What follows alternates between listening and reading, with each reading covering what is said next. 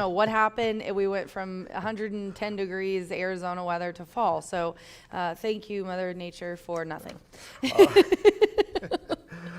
That sage I burned did not help. But a good start to the week. So yes. Looking forward to the racing week. program and week for the official race day forecast. Let's check in here as we always do on Wire to Wire. We'll head downtown. It is Macy Tetrick. She's standing by there in the weather center. She's got all the gadgets. She's got all the weather vanes, and she's about to tell us how the weather looks for the start of this race week. WRTV6. Macy, how are things looking for our racing program? Kind of nice. From Indy's streaming news leader, this is a WRTV update. Well, for anyone who may be counting, we are still 28 days away from the start of the fall season, but it feels very fall-like this afternoon. Temperatures falling from the 70s back to the upper 60s. We'll see a mix of clouds and sunshine, but we should stay dry. And a lot of dry weather going forward. Temperatures also stay below normal. Normal's 84 degrees, and we'll stay in the 70s as we round out this week. Back to you, John. All right, Macy, thank you. The official race day forecast, even Macy talking about temperature-wise, starting to feel like we're certainly getting closer to September and October than July and June as we wrap up this final God, it went by fast, month. Didn't it? Final week in August. But heading in, I mentioned Dragoon Guard, by the way, to be ridden on Thursday for Judd Mont and Brad Cox by leading jockey Fernando de la Cruz. Good time to check out the leaderboard going into our Monday racing program, and there it is, the big Route 66 for Fernando de la Cruz. 10 up on Joe Ramos, who has a couple of titles here to his credit. Marcelino Pantoja Jr., a three-time champion right now, 2 up on last year's leading jockey Alberto Burgos, who's knotted with Sammy B at 43. Yeah, I was shocked to see when I looked this morning that it was 10. Yeah, he's really taken the lead here. They were pretty close, but I mean, it's no shocker because he did have a double on the card Thursday as well. So congratulations to Fernando sitting there on the top. But look at Klopp and Heron. He's 3 behind. Yeah, he's having a meet. Yeah, it's insane. And then Gennaro and Tim, obviously right there. And then Brad Cox rounding out the top 5. My girl Michelle knocking on the door, only 2 behind Ricky. Right gonna have to point that out today downstairs on the apron. Well, on Saturday, what a day of racing for sports fans, as Sovereignty absolutely stamped his authority on the sophomore division there at Saratoga, winning the historic Travers Stakes, and Torpedo Anna, the Grizzly by a nostril. Certainly a personal ensign stakes at Saratoga to remember, as we all are, talking about Torpedo Anna, Sovereignty. Great performances there at Saratoga over the weekend. Hope you enjoyed those races like I did. We had no live racing here on Sunday. Going back to our last racing program here, an apprentice to keep your eyes on, Jose Gutierrez. He had a couple of winners here when we last raced on Thursday. Yeah, I've just been kind of singing his praises here and had him pick quite a few times. That kid's got me some nice winners. And he is just very excited to see where he's going to go. He had a double Thursday. He started in the opener with Tapakina here for Gennaro, and Gennaro also had a training double as well as Tom Medina, but here he's up for Gennaro. Both of his wins coming for GG. 4-5 favorite was Tapakina. He was zigging. He was zagging. He said, come on. Jose Gutierrez was like, come on, Tapakina. Keep it together for a few more yards. They pursued, but Tapakina was holding sway. This was a nice winner to kick off Thursday's card. Tapakina on top by 2, as Tapakina had enough left in the tank. Yeah, and then let's go to the 4th race, the 6 Air Force Thunder, another Garcia trainee. Right to the front under jockey Jose Gutierrez, this around the 2 turns. And again, the apprentice showing the skills, kept Tapakina together. And here for Gennaro Garcia, Air Force Thunder straight to the front, and I don't mind this rumble of thunder from Air Force Thunder. Not at all. Look, cross it out. You've been crossing out thunder on our program almost every day. Do it today, or we'll get no. Yeah, what a wonderful. I'm telling you, I'm so proud of our AV team. I'm sure they're going to do fine. We have 2 people sick this weekend. I just realized that now that I'm talking a lot on the show, how much my throat still is hurting from the cough. Yeah. Well, I went on a girls trip with my daughter this weekend, and when you're with 2 women and a 10-year-old who yaps, I didn't really have to do a whole lot of talking, so I realized that now that I am, so I apologize for my voice. But also we would like to tell you guys that Grayson Grass Challenge has been a big success. We just have gotten hit with a lot of rain, but we still raised a lot of money as well, as Tammy reported on our notes. $1,000 through 3 weeks. Again, when we've been on the turf course here, over $1,500 there for the Grayson Jockey Club Equine Research, those handicappers taking part in it. Again, we're on the turf course here, so we're going to give it a go final week of August and see how much more money we can raise. By the way, also want to salute, we showed the trainer standings, John Harron right there with Randy Klopp. Hawkeye's a 4-time meet winner, won a nice race here the other day on Thursday too. So yes, saluting Hawkeye's congratulations to performance. I always say when I'm handicapping, Four-timer. the Marvel hunch play. $23.60 on a horse that's now a 4-time meet winner. They Yeah. bet that Fairmount Raider. I forgot really we were down. going to show that. was I skipped it right to Grayson Grass. But yeah, if you guys want to show that, if you have it ready, if you don't. But I also wanted to show this replay because our leading jockey, a $23 horse. So that kind of is a testament to how talented. He doesn't have to be sitting favorites all the time to get these wins. Nope, this was the sprint feature on Thursday's card. Run Benji Run was the horse coming in from Illinois for Steve Manley.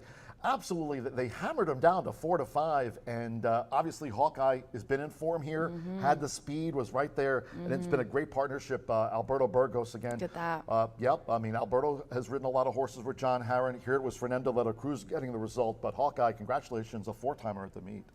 Yeah, congratulations to him. And Burgos was on the 4th horse. didn't want to show 6 of the 9 races yesterday or Thursday, so I decided a long shot and the bug kid would do. So once again, the Grayson Grass Challenge is on today, and it's a Monday. By the way, 1 week from today, we'll be off. No live racing here on Labor Day. So all of you contest players, what contest, John and Rachel, do you have for us today? It is Dooley's Legends. Hope you take part in that as we look up. I always love your this favorite graphic. I love this. The week ahead. It's a good one. Today it is Dooley's Legends for all of you on-track and online players at horseshoeindycontest@gmail.com. horseshoeindycontest@gmail.com. $100 to the top handicapper in today's contest. It is Dooley's Legends. And as we take a look at Tuesday, there he is, A.I. Allen. He's standing by to take you on is A.I. Allen. It's Beat the Bot. That is our Tuesday contest here as we go through the final week of August. And then as we fast forward on to Wednesday, it is all of you Racing all those Rachel's characters. Warriors. This is for fans joining us here at the track. So Racing Rachel's Warriors for all of you on track here. And then on Thursday, we wrap up this week. There he is. Look Ryan at that. Aragoni. It's B.A.'s hat trick, your chance to shoot at it and score. Find the back of the net there and B.A.'s hat trick on Thursday. How about that? That's a great lineup. That is a great lineup. A.I. Allen's the best looking one of that group. Wow. Hey, I'm including myself. I'm including myself in that. He does look super cute in his. You look very handsome too, honey. Now I feel better. Coming up this week, also no live racing on Friday, but on Saturday. I like that graphic yeah, too. Looking forward to this. I mean, the finals for the QHRAI Stallion Service Auction of Futurity. All that buzz about he's a Hawkeye. German Rodriguez not only trains but rides. He's a Hawkeye coming off of visually Look at all impressive. these successful He's Hawkeyes. he's like the sovereignty of quarter horse racing here this year. Here we go. Here we go, Donald. And also, of course, the QHRAI SSA Yeah, it's gonna be a big Derby on weekend. Saturday, 10:45 a.m. Special guest Louis Rabeau will be you go. here. I'm going to go to Saratoga, so if anybody has any Saratoga tips, hit me up. I know I'm supposed to be the professional, but I have not been watching except replays of stakes races, obviously. So if anybody has any tips on the spa, hook a player up. sure I'm you'll get going. a few. Yeah, I'm going this weekend. It's going to be a really good time. So Louis will be here to help Martha, and he is. If you guys pay attention, the times that Louis been here, his quarter horse handicapping Really good. is really good. His success rate is extraordinarily high. So be sure to follow along Saturday if you want to make some money with Louis. And again, today we're closing with a couple of nice trials for the leader of the class. So don't forget, pick up that Martha Clausen tip sheet. She knows a lot about quarter horse racing, and it's there. The free tip sheets, not only from Racing Rachel, but Brian Aragoni and his 50-cent suggested pick 5 tickets on today's card. The pick 5s for that low 11.99% takeout. And of course, Brian will be along here on the B block on the pre-race show talking about his picks for the first 5 here today to kick off our racing program and week. No racing here on Labor Day. Just want to remind everybody about that. Again, this week is Monday through Thursday, then Friday dark, but of course First Floor OTB is open if you want to enjoy racing from Saratoga. Of course, Ellis Park, they wrapped up their meet, so soon it's Kentucky Downs, and then we start talking about Churchill Downs, the September meet, and then Keeneland Fall, and Can't believe it's Kentucky heading Downs into time November. already. It's Kentucky Downs time. That's when you're starting to get the fall. To the when fall, you're yeah. talking about It's Kentucky football Downs and racing. Kentucky Downs in my life when that happens. Love it. And then no live racing after our Old Quarter Horse card here. We showed you that graphic, 10:45 a.m. this coming Saturday. No live racing on Sunday. And then we get right back into things after the Labor Day Monday racing program. So with a Tuesday, Wednesday, Thursday card. So more about that. We'll keep you posted here this week, contest-wise and weather-wise, and also our schedule-wise. Thank you to our big sponsors this year, talking about Woodford Reserve, Tequila Herradura, Breed Development, and also our Winner's Circle sponsor. Of course, it is Murphy Trailer Sales, terrific customer service and loyalty since 1984. You can reach out to them at 765-361-8803. We're appreciative of them. And also B&H Electric, our tote board and starting gate sponsor. They've got locations in town, in Seymour and Bloomington. They're on the web at www.bh-electric.com. Indiana's giant Hubler, not Hubler, Hubler Ford in Shelbyville and Franklin. Just mentioned that Racing Rachel suggested you check them out. They're on the web at drivehubler.com. Indiana's giant Hubler, a great sponsor racing here at Horseshoe Indianapolis in 2025. Social media-wise, we also have you covered, not only on X, but track-wise here, you can follow me. You can follow Rachel at Racing Rachel M. Again, Brian Aragoni, he's standing by for the B block, talking about the early pick 5 in just a sec. Brian's on X, and also Martha Clausen on X at Martha Clausen. And Martha will be joining the live broadcast here as we get to the 6 o'clock hour, talking about those 2 trials for the leader of the class. And then also, social media-wise, we've got you covered. We got you covered on everything. Yeah, on X, on Instagram, and YouTube. Subscribe to our channel there at Horseshoe Indianapolis Racing.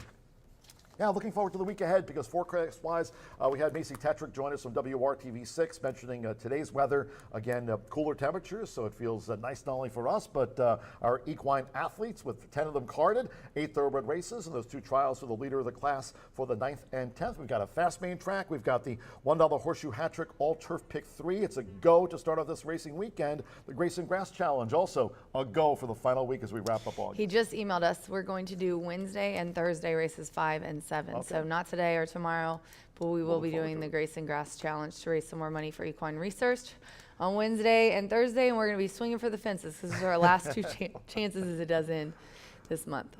And again, already $1,562 raised for Grayson Jockey Club Equine Research. We certainly appreciate, including you and Brian, all the handicappers taking part in it this year for the Grayson Grass Challenge later this week. Quick commercial break here on this Monday start of the week edition of Wire to Wire. When the program returns, racing analyst Brian Aragoni talking about the 50-cent early pick 5 for Racing Rachel. Track announcer John Giduli, at least from here right now. We're done. Have fun.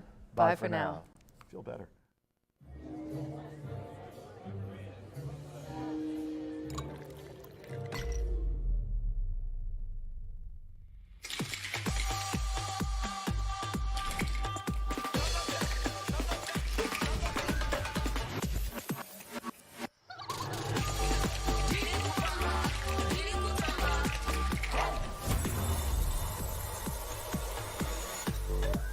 Tequila Herradura. Extraordinary awaits. At the Thoroughbred Aftercare Alliance, we believe in giving every thoroughbred a second chance. And thanks to you, the owners, trainers, breeders, and every supporter, You've created a ripple effect of change that's helping these magnificent animals move on to new careers and safe, fulfilling lives after racing. Every single donation, whether big or small, is contributing to a brighter future. But this race is just beginning. Because of you, we have gained incredible momentum and we're ready for more.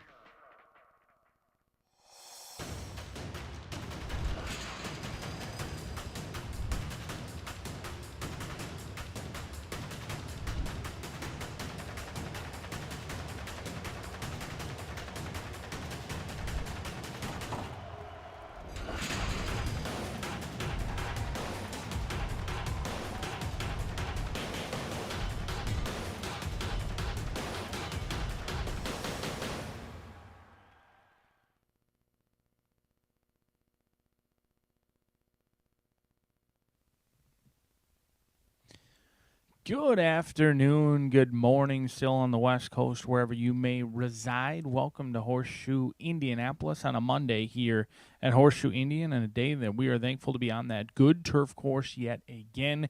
24 feet is that rail, setting on a fast dirt track and a good turf course with some big fields, hopefully some big payouts as well. Scratch number 1, Riddler, out of this opening event in this pick 5. I thought race 1 was a pretty good betting opportunity in here myself. I think it looks to be fairly wide open. You got some lightly raced 3-year-old boys that are all looking for their first career victory, and it seems to be a challenging event. I'll take you through how I structured my pick 5 ticket, but also just give you an overlay of how I viewed the first 5 races, a little bit of insight into how your analysts reviewed the races. I mean, Count the Carrots could be any sort in here, previously chained by John Newbold, now under the guidance of Tom Amos, who's having a huge meet up in Saratoga. This horse didn't make the Saratoga trip, but is here at Horseshoe Indy. But there's a lot of new things in here. You've got new ownership, new trainer as well, shipping in from the Lone Star State, and really has never even been bet heavily.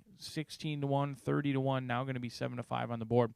We're going to go 1, 2, 3, 5, and 6 to kick off the card in race number 1. Race number 2, allowance level competition in here. 6 of them will enter the starting gate. We'll use 4, 5, and 6. Not too proud of using half the field in here, but this is a race that you've got Molly's Potion at 5-1. That certainly seems juicy for Don Fontenot. City Prayers 5-2, John Heron, and Sakura's Quest at 3-1. But if you look at even the morning line in here, very spread out. The morning line odds maker, who is a professional, determined this was going to be an evenly bet race. 4-1 on your inside runner, 7-2 on Foxy Justice. We'll see if those play out. I like Molly's Potion 5-1, almost the field's long shot in here. Second longest price on the board, 4, 5, and 6 as we kick off that $1 minimum pick 4 in race number 2. Race number 3, allowance competition in here may not have a stakes or a handicap title to it, but certainly brings stakes quality talent in here. 8 will go to the gate. Hey Olivia at 4-1 for Helen Pitts. The 4-year-old filly by Gunrunner is as consistent as they come, but draws the inside. This horse hasn't really performed all that well the lone start on the inside, but it was also the lone race on the synthetic in here. We'll see how Hey Olivia plays out. But another wide open betting race in here. This is an interesting betting opportunity. I think an Aho decision is going to take a lot of action for Brad Cox, Fernando de la Cruz. If I were to cut down my ticket, I'd probably throw out the favorite in this race. Number 6 is likely to go off favorite, at least in my opinion. Electrifying Lady for Steve Asmussen, Keith Asmussen. Keith had himself a great week here at Horseshoe Indianapolis. He won a $100,000 stakes race, came back the next day, won again. The man has been heating up in the saddle, but Electrifying Lady, tall task. Taking on winners for the first time was as game as they come last time out at 4-1. Taking on winners for the first time, that's always a tall task for any horse, let alone a 3-year-old filly. 1, 2, 3, 6, and 7 on your screen, as you can see on the white sheet of paper there. That's how we're going to structure our ticket, going a little bit deep in races 1 and 3 because we're going to narrow it down in race 4.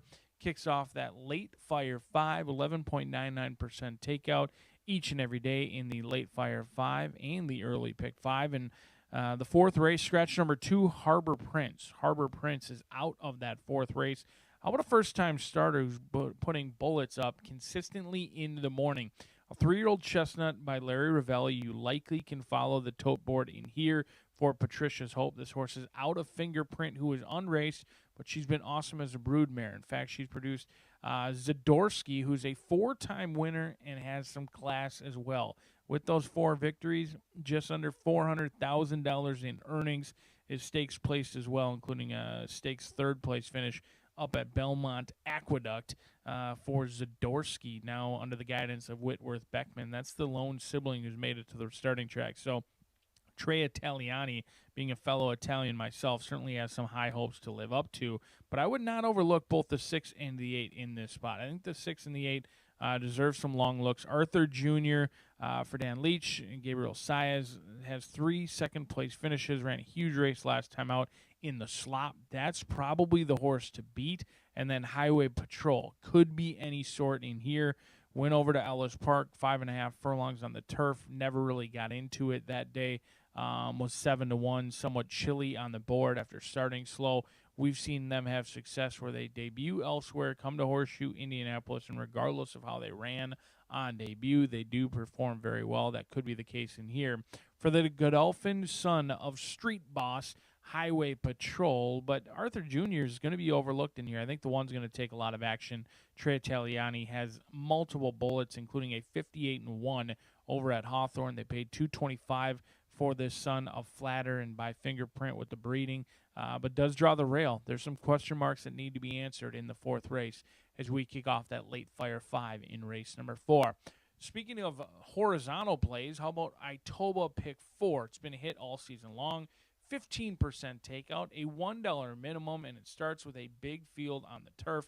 And that pick 4 is going to pay very generous today because we've got 3 turf races of the 4 races included in that pick 4, all of them with big fields, big opportunity in here. I don't think we're going to get started with a huge long shot price, but if you do beat Global Asset, you are going to be rewarded. Global Asset is a deserving favorite, 7-5 on the morning line, and I've already called my wife today and told her if this horse is 7-5, we'll be taking out a second mortgage, trying to pay off that first mortgage with Global Asset in here at 7-5. The Juddmonte Homebred had a huge effort last time out. First off, even though the turf was listed as good, it was super wet. It was very boggy that day. The final time came back a little bit slower than it likely would have been had it been more firm. This horse was well behind early, moved up, got checked, and completely stopped. Marcelino Pedrosa Jr. could not avoid it. He was completely stymied midway through the turn and was so much the best. Natural Rights has gone on to run very well out of that race on June 14th, as your third-place finisher. Oh, please, who has also exited the maiden ranks. I like that Global Asset's been given some time off. This horse was much the best on debut. The problem about parimutuel wagering, if you like this horse back on June 14th, you deserved a 10-1 winner. Today, you're going to get an odds-on favorite, but hopefully we cash because it will be the hammer time of the day.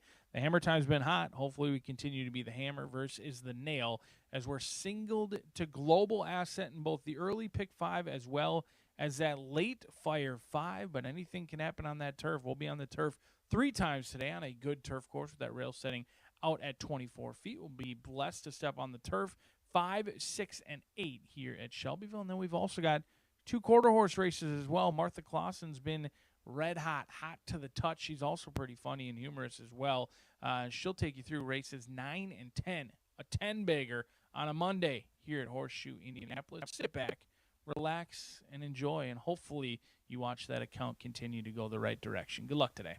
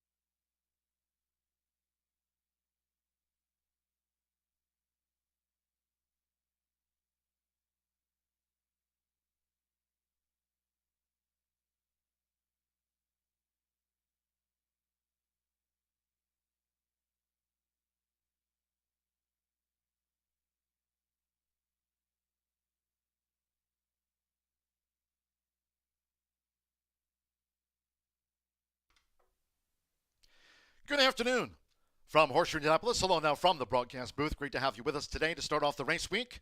Track announcer John G. Dooley. 10 races on tap, 8 thoroughbred races. Closing the card with a couple of trials for the leader of the class, Futurity. Races 9 and 10. Partly sunny, 70s. Main track fast and the turf course to start this final week of the month. Off-rated good, turf course good, and the turf rail set at 24 feet. If you have your programs close by, let's take a look at the changes and corrections. On today's racing program, scratch from the maiden sprint opener, number 4, Riddler. Number 4, Riddler has been scratched from the maiden sprint. Starts the 50-cent early pick 5. Scratch the 4. In the second race, State-bred sprint, all 6 run. No changes in our second of 10. No changes for that matter in the third. Third race sprint over the 5.5 furlongs, all 8 run. No changes in race 3. To the fourth we go. And in the fourth, note number 1, Tre Italiani is a first-time gelding. That designation, FTG, for first-time gelding. Number 1, Tre Italiani. Number 2, Harbor Prince has been scratched. Scratch number 2, Harbor Prince from the maiden 3-year-old sprint. Starts the late pick 5. In the fifth race, first of 3 today, Carter for the turf course again good. Turf rail set at 24 feet. Start here, the $1 horseshoe hat trick, all turf pick 3. In the maiden turf mile, number 1, Dual Citizen. The ownership should read K-Dan Investments LLC of Jackie Christensen. And Rebecca Johnston trains and co-owns. Again, ownership correction. Jackie Christensen's K-Dan Investments LLC. Principal of record for number 1, Dual Citizen. No other changes there. In the sixth, from the turf mile, scratch number 6, Zach. Number 6, Zach, has been scratched.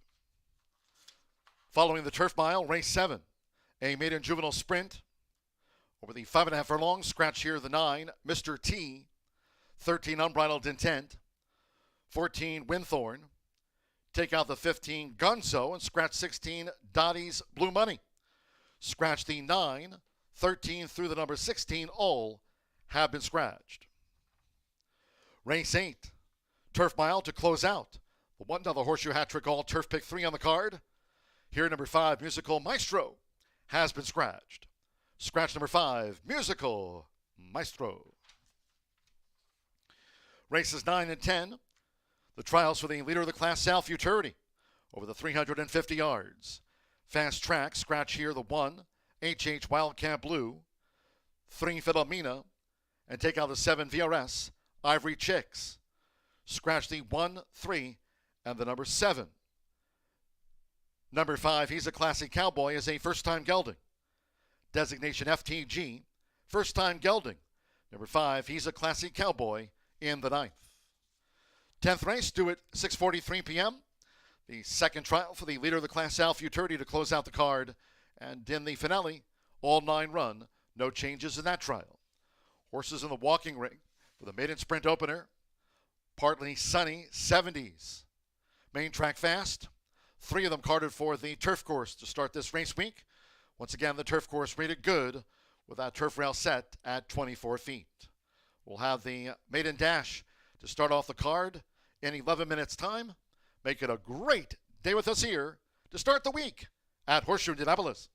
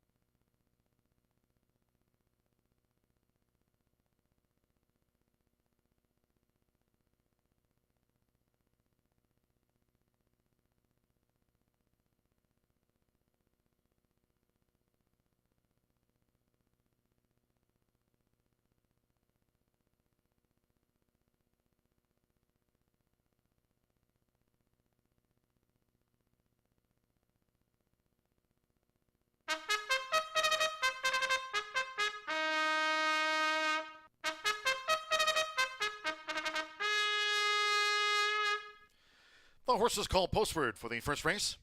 Starting the card with a maiden sprint over the 6 furlongs, a field of 7. Number 4, Riddler, has been scratched. Scratch the 4, Riddler. Race 1 of 10 carded. To start the week with exacta, trifecta, superfecta. Double pick 3. Start to the 50-cent early, pick 5 here. Main track fast. Once again, 3 of them carded for the turf course. Course rated good, and the turf rail set at 24 feet this race week. Fast main track for the maiden. Nearing post time.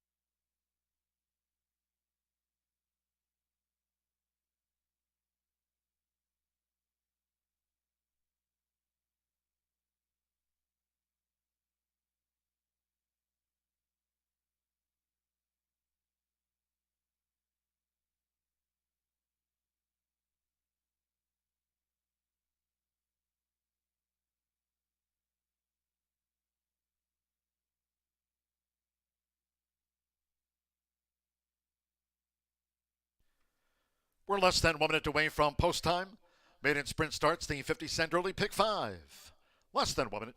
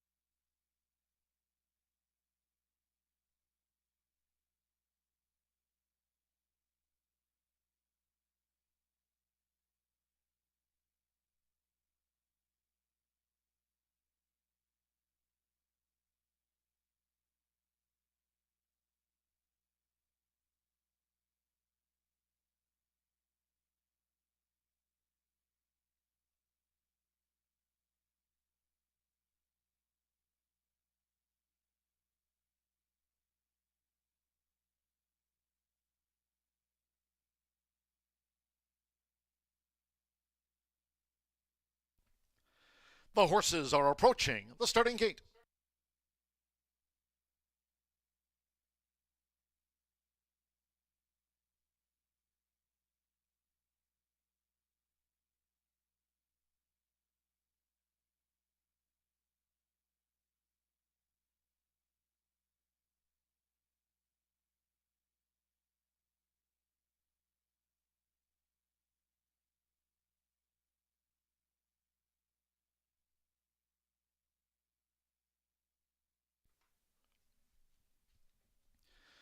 The horses have reached the starting gate. It is now post time. They're going in. Count the Carrots, leading jockey Fernando de la Cruz with 66 wins here this season. Marcelino Pedrosa Jr. with Banadoso has joined Count the Carrots. Chris Landeros with Mazeo. James Graham with Pine Drew 2. Count the Carrots at 7-5, the first favorite. Count the Carrots. Now Mitchell Morrow with All the Luck coming up. Yellow blue sleeves.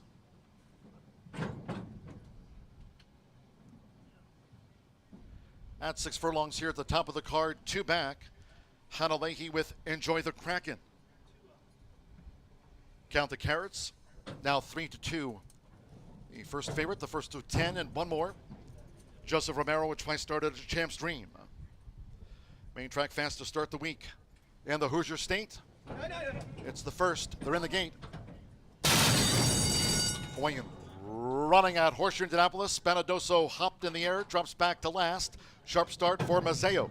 Mazeo broke sharp quickly, tackled by Count the Carrots, who's making a dash now from the rail for Fernando de la Cruz. Count the Carrots has taken the top from Mazeo, who's right there with the black cap. A Champ's Dream is up into third, going past the half-mile pole. All the luck with the rail. It's a break of 3 more to Enjoy the Kraken of the Red Silks, who joined between horses by Banadoso and toward the rail, Pine. The quarter 22.79 seconds. They have 3 furlongs to go. Count the Carrots narrowly. Count the Carrots. Mazeo between horses, and a Champ's Dream now strides up with a bid as they make their way toward the quarter pole, with All the Luck running in fourth. Banadoso, after hopping in the air, is fifth on the front outside. Pine, Enjoy the Kraken, trails here in the Monday opener as these maidens come for home. A Champ's Dream with a sweep now for Joseph Romero. Top of the stretch, half mile, 46.09 seconds. A Champ's Dream, and Count the Carrots kicks with a Champ's Dream, who just has the advantage with 1 furlong to go. Fedling's clear from Pine, who's running on into third from All the Luck, and then Mazeo, Banadoso, and Enjoy the Kraken. They're close to home. The Son of Collected. A Champ's Dream gets the result by just over 3. Second photo between Pine on the wire with Count the Carrots. All the Luck. Finish fourth.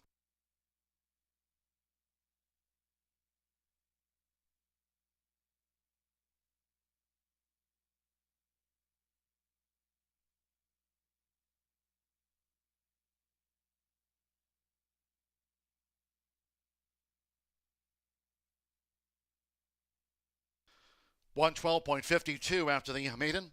Fast track, 112.52 at the top of the card, 8. A Champ's Dream. 2-1 first. The judges will examine a photo before posting the second and third. Very little in that. All the Luck back in fourth. 8 and then a photo. Here's the slow-mo. Joseph Romero. Another meet win here for Lily Gonzalez. And Roberto Chavez. A Champ's Dream at 2-1. The second choice starts the early pick 5 and second on the bob. Second to 1, Count the Carrots at 8-5. Wins the bob over the 2, Pine. 8-1-2, 3 All the Luck was fourth. Hold all tickets until official. 8-1, 2-3.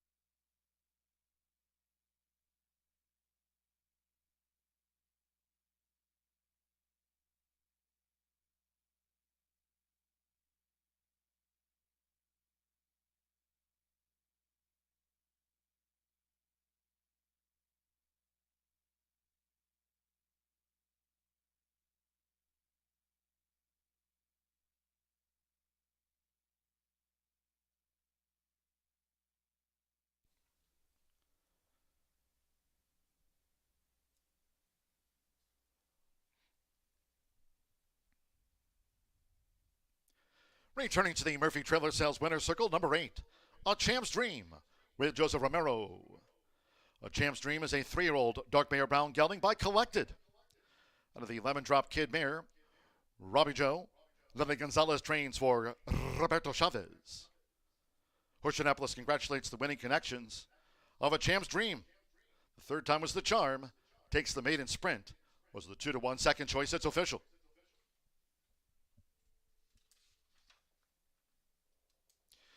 First results in 8-1 exacta, $22.80.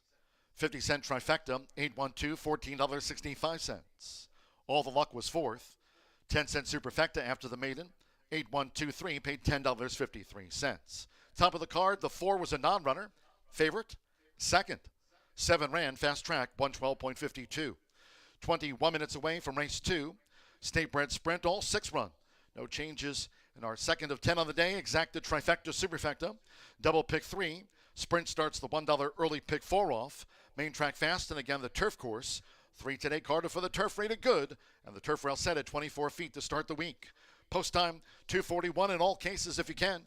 Please do try to make your Horseshoe Indianapolis selections and wagers today early. Thank you. Coming up in a moment, our first race replay of the sprint. Hope you had a bet on A Champ's Dream.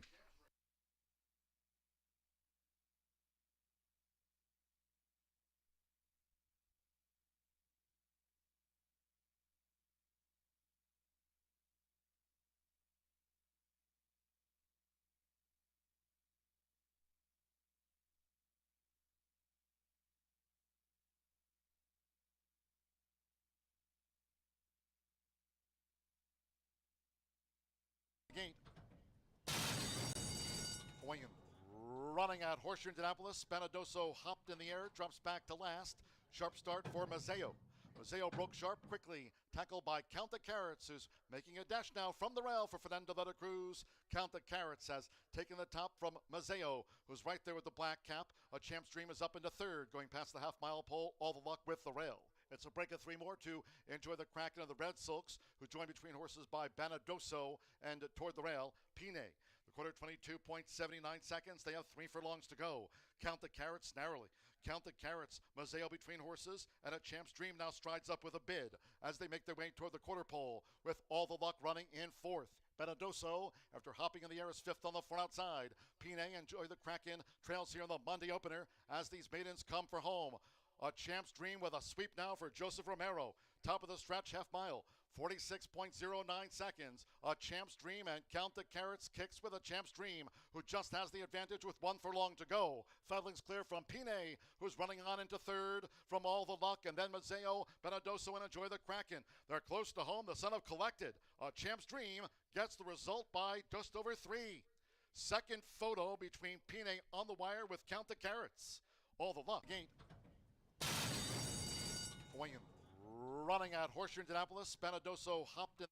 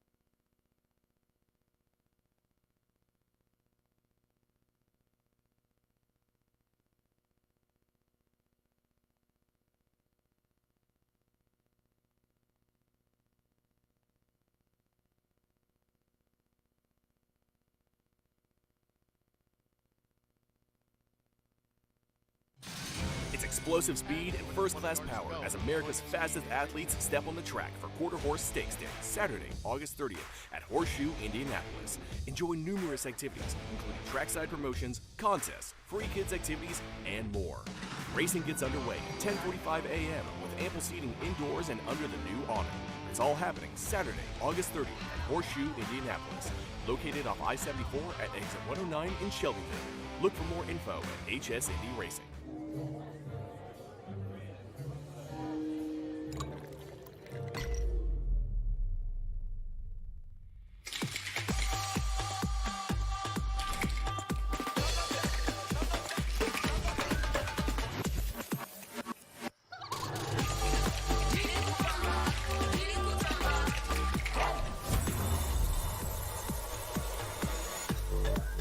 Tequila Herradura. Extraordinary awaits.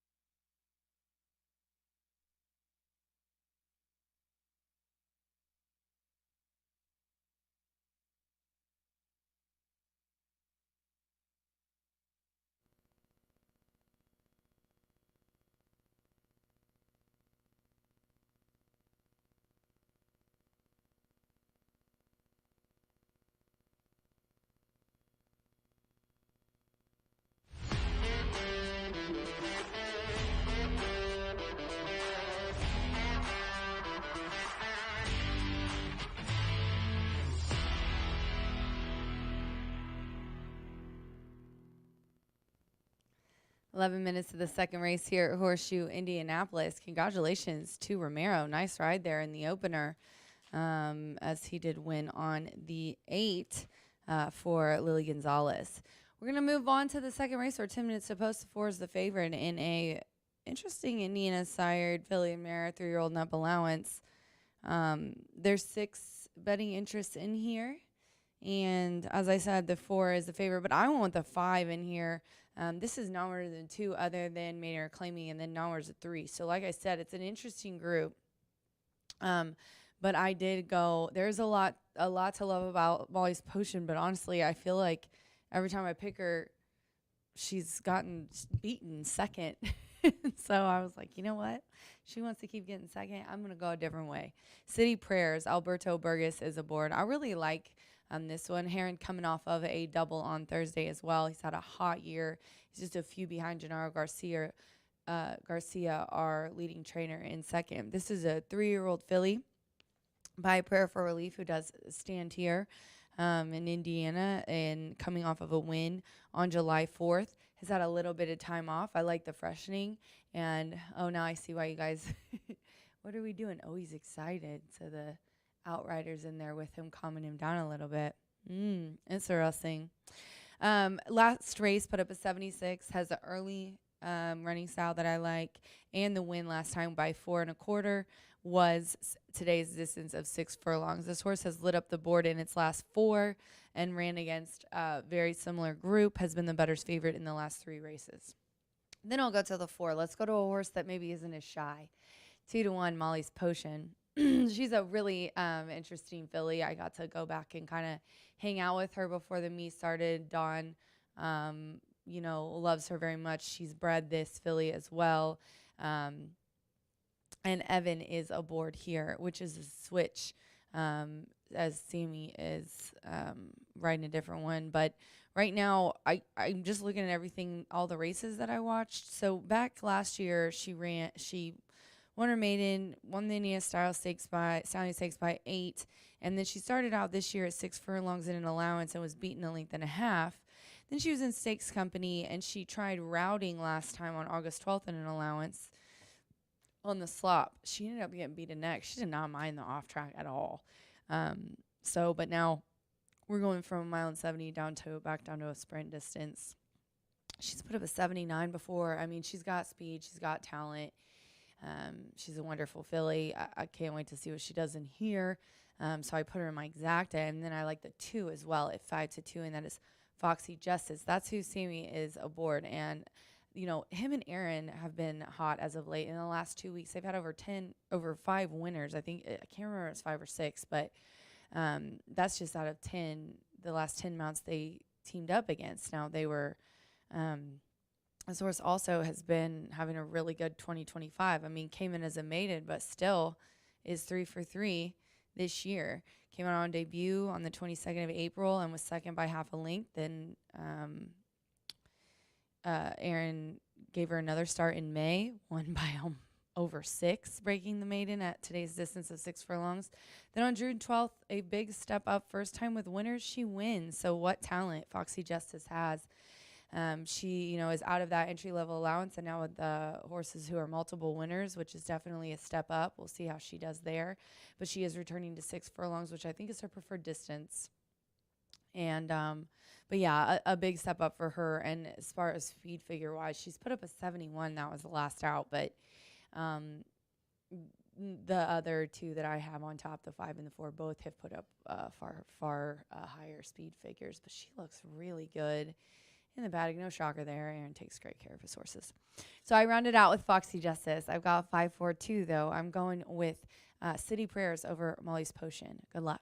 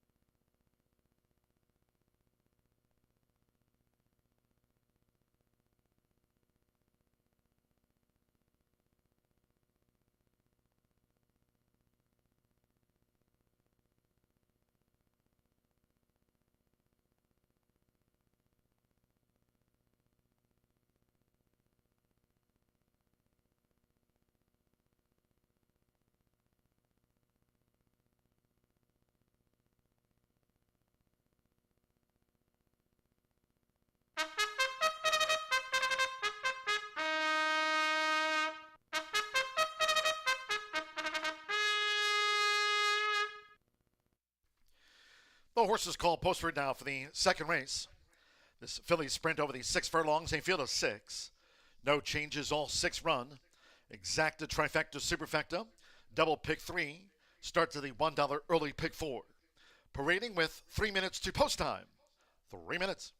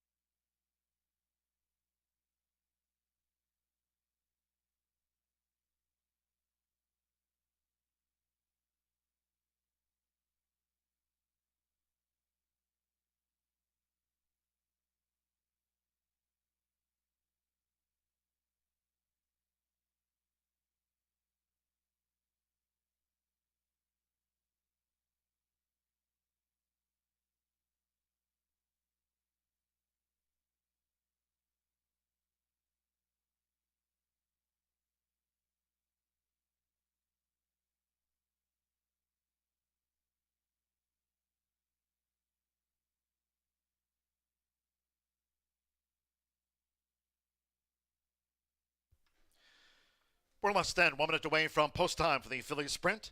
Starts the $1 early pick 4. Less than 1 minute.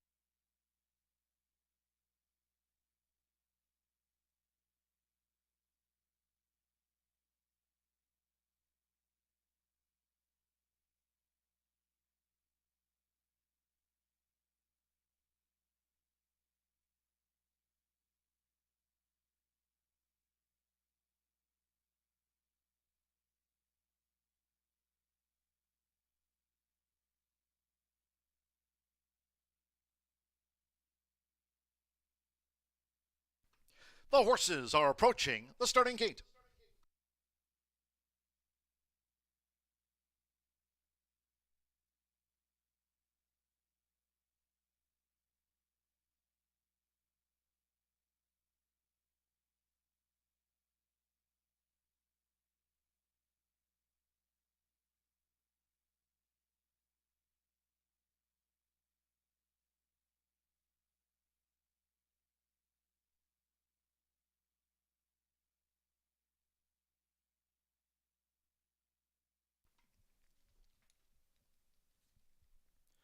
The horses have reached the starting gate. It is now post time. Loading in front of starter Rank Kuick. Luis Contreras with Wins Forever. The first filly in. All 6 run. Now Sammy Bermudez with Foxy Justice. Foxy Justice joins Wins Forever. Jose Gutierrez with She's My Huckleberry. Evan Roman, Molly's Potion, the next filly.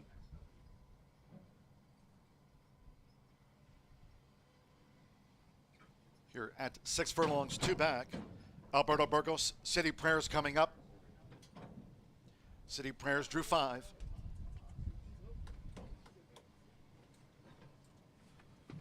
Molly's Potion, 2-1 favorite. 5-2 City Prayers and 7-2 Sacra's Quest. Going in with Fernando de la Cruz, seconds of the day from Horseshoe Indianapolis. They're in the gate.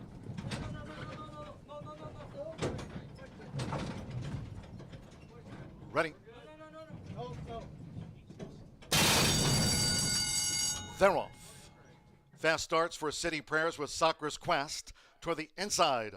Foxy Justice has come out running in third and is joined by She's My Huckleberry, who's right there with those fillies going up the back. Molly's Potion and Wentz Forever, who broke a beat slow at City Prayers. Has the speed to lead the race here for Alberto Burgos. City Prayers joined toward the inside by Foxy Justice, and Sacra's Quest is third and right with these leaders as they battle past the half-mile pole. Molly's Potion coming up deep on the track at the 3.5, and then She's My Huckleberry.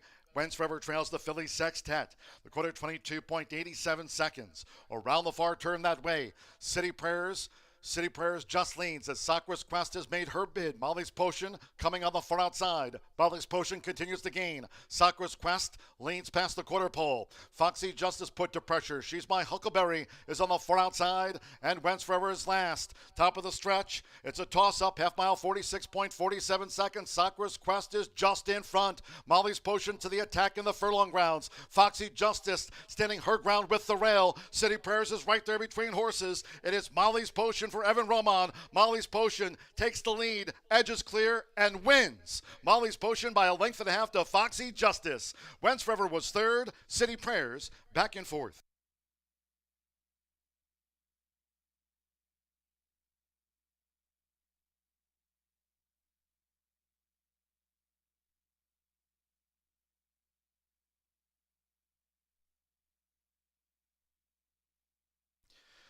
Won 12.86 after the Phillies sprint. 1 minute 12.86 seconds. 4-2 and then a show photo. For Molly's Potion. 8-5 favorite first. 2 Foxy Justice at 5-1 was the runner-up. The judges have called for a show photo. 4-2 and then a photo. 112.86. Here's the slow-mo. Molly's Potion beats home Foxy Justice. Wins Forever. 7-1 third, 5 City Prayers. Sacra's Quest and She's My Huckleberry. Molly's Potion, Evan Roman, Dawn Fontenot. Daughter of Pataki Kid, 2 for 3 a year ago. Gets her first of 2025. 4-2, 1-5, hold on until official.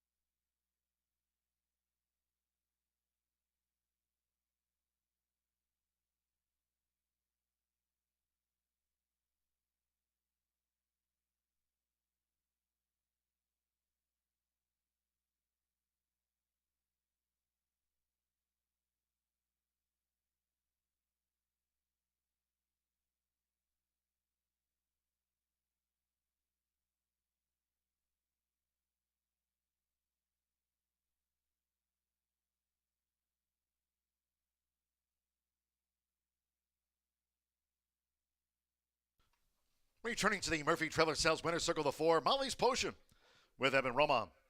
Molly's Potion is a 3-year-old dark bear brown filly by Pataki Kid.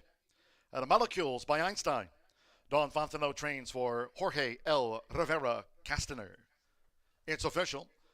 Horseshoe Indianapolis congratulates the winning connections of Molly's Potion. Good to see her back in the winner's circle here at Horseshoe Indianapolis.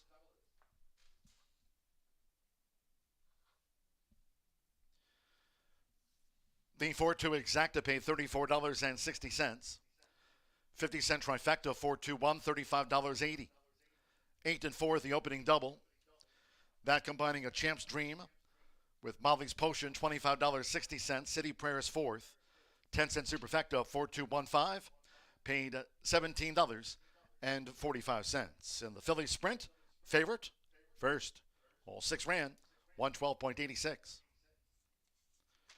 22 minutes away from the third. This Distaff Sprint, no changes, all 8 run. No changes in the next one. Exacta, trifecta, superfecta, double pick 3. Post time, 3:12.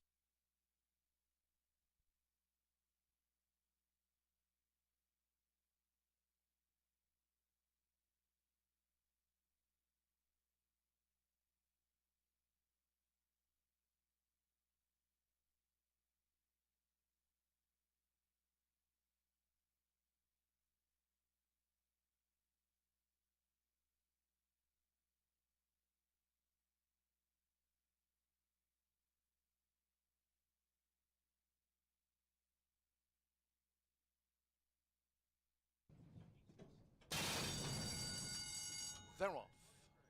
Fast starts for City Prayers with Sakura's Quest toward the inside. Foxy Justice has come out running in third and is joined by She's My Huckleberry, who's right there with those fillies going up the back. Molly's Potion and Wentz Forever, who broke a beat slow at City Prayers. Has the speed to lead the race here for Alberto Burgos. City Prayers joined toward the inside by Foxy Justice, and Sakura's Quest is third and right with these leaders as they battle past the half-mile pole. Molly's Potion coming up deep on the track at the 3.5, and then She's My Huckleberry. Wentz Forever trails the Philly Sextet. The quarter 22.87 seconds. Around the far turn that way. City Prayers just leads as Sakura's Quest has made her bid. Molly's Potion coming on the far outside. Molly's Potion continues to gain. Sakura's Quest leans past the quarter pole. Foxy Justice put to pressure. She's My Huckleberry is on the far outside, and Wentz Forever is last. Top of the stretch. It's a toss-up, half mile, 46.47 seconds. Sakura's Quest is just in front. Molly's Potion to the attack in the furlong grounds. Foxy Justice standing her ground with the rail. City Prayers is right there between horses. It is Molly's Potion for Evan Roman. Molly's Potion takes the lead, edges clear, and wins. Molly's Potion by a length and a half to Foxy Justice.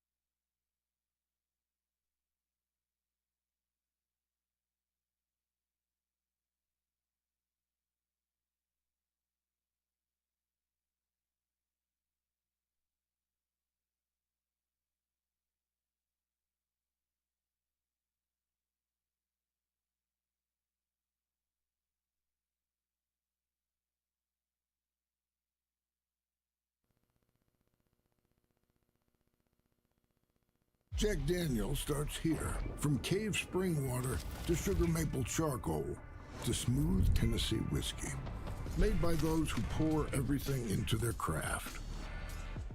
That's what makes Jack, Jack.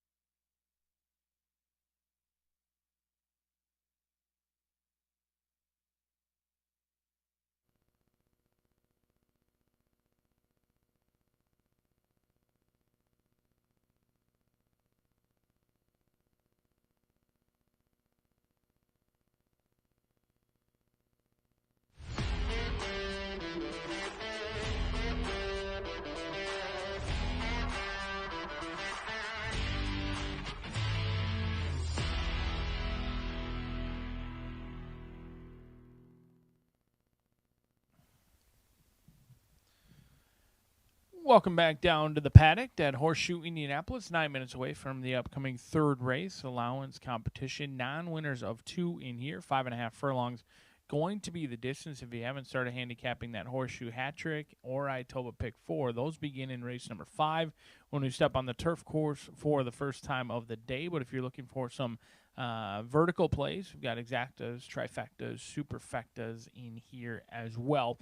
Also, those rolling daily doubles and pick 3s are quite popular with some decent pools to be had as well. No scratches, no changes to be reported in this race. 5.5 furlongs going to be the distance, and I'm not going to go very far from the inside post position in here. Hey Olivia down On the inside, the one-time winner from 10 starts does pick up pieces in almost each and every start for this 4-year-old filly by one of my favorites, Champion Gun Runner. Breeders' Cup champion.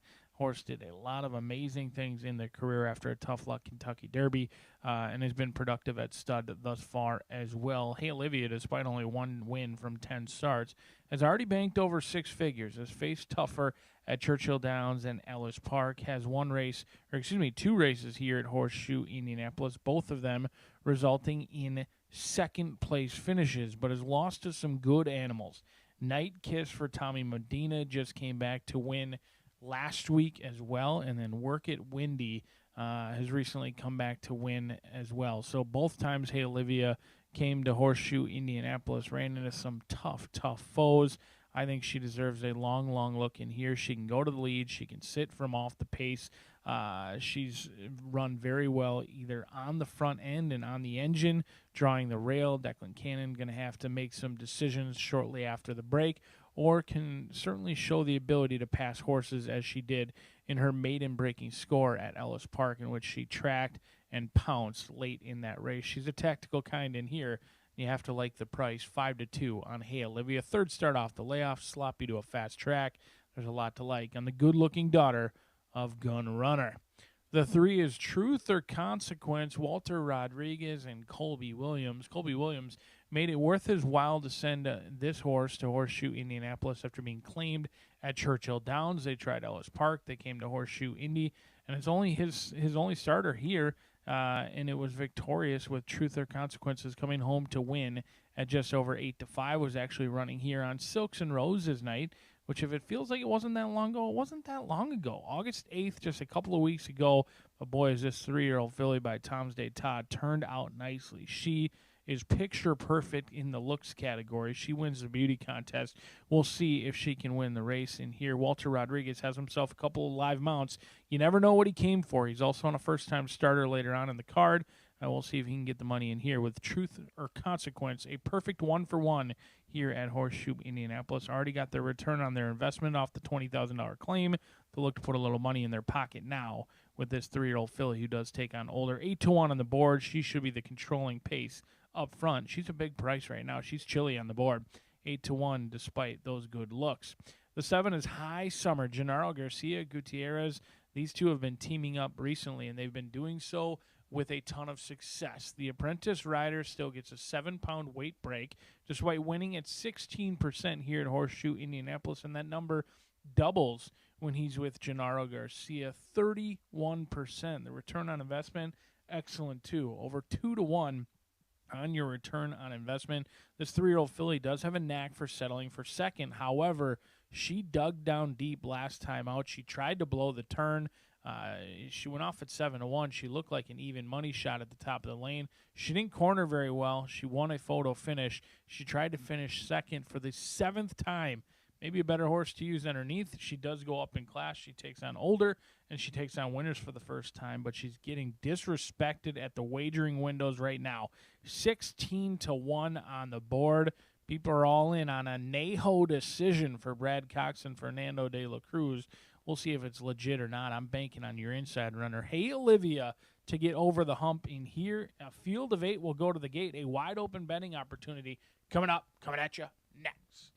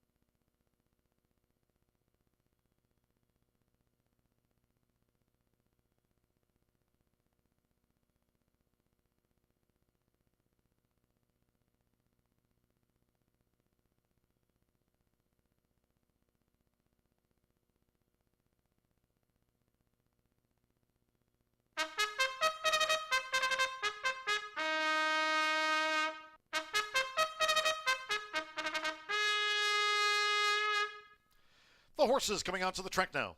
For the third race, this Distaff sprint over the 5.5 furlongs, a field of 8.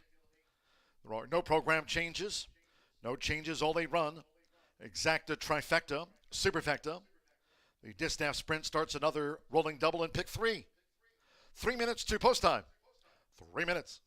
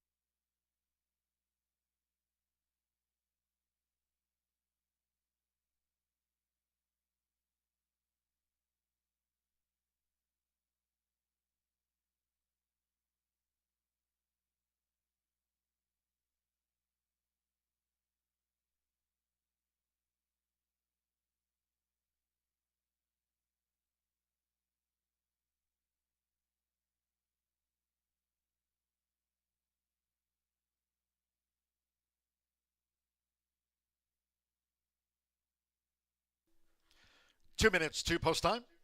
2 minutes.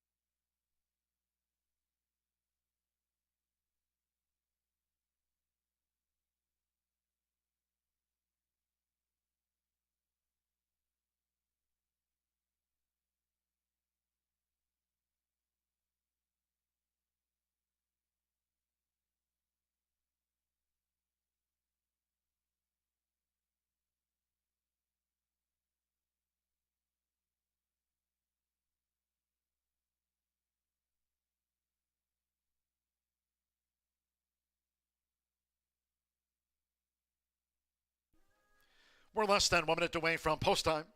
Less than 1 minute.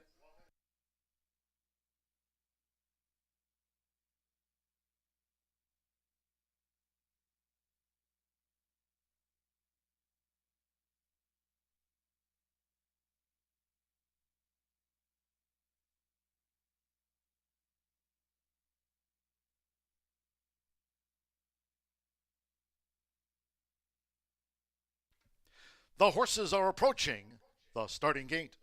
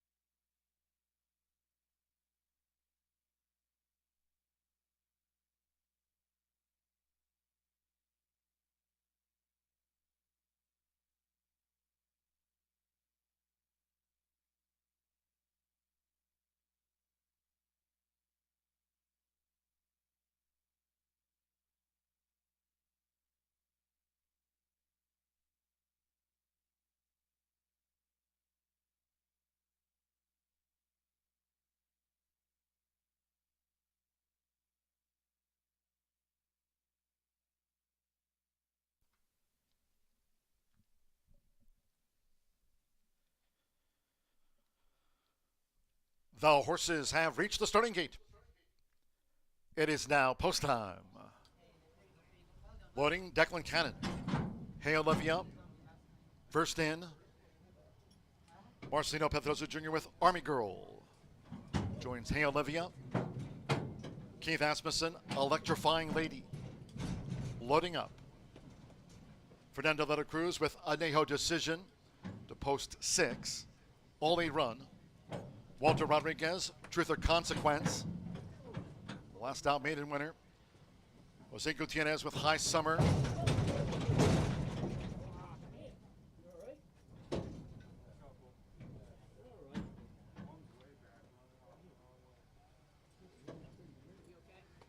Two fillies remain out of line. We have 2 back.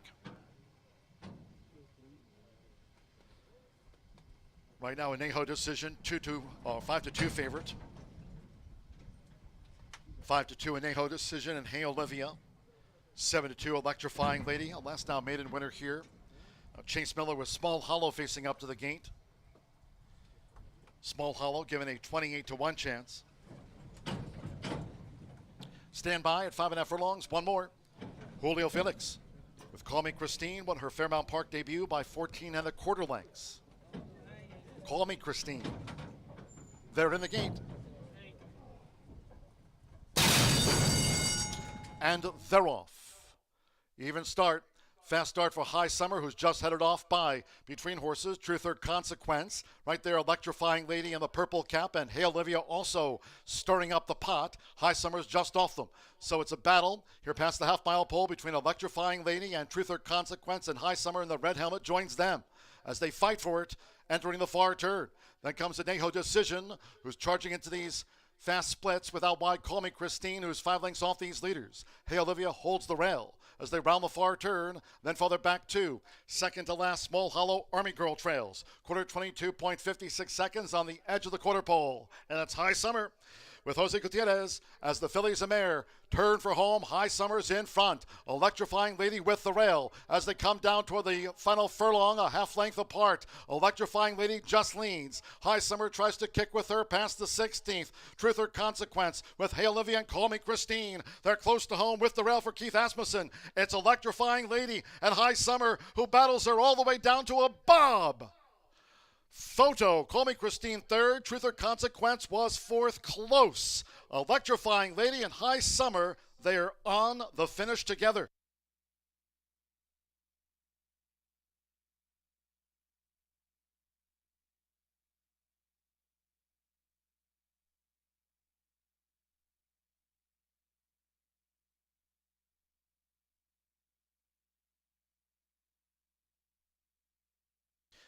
105.69.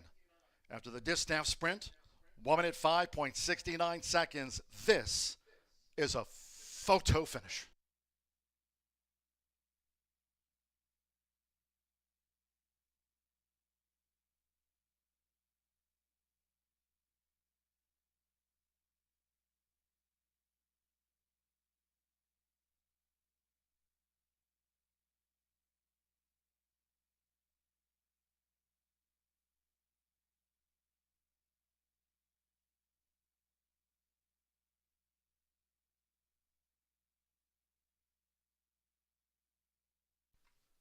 Seven, 2, 8, 3, 7. High Summer at 5-1 gets the winning bob. 2, Electrifying Lady at 5-1 lost to Bob. 8, Call Me Christine at 5-1 third, and 3, Truth or Consequence 3-1 fourth. Jose Gutierrez for Gennaro Garcia, daughter of Summerfront. High Summer game edges Electrifying Lady, Call Me Christine third, Truth or Consequence fourth. 7-2, 8-3.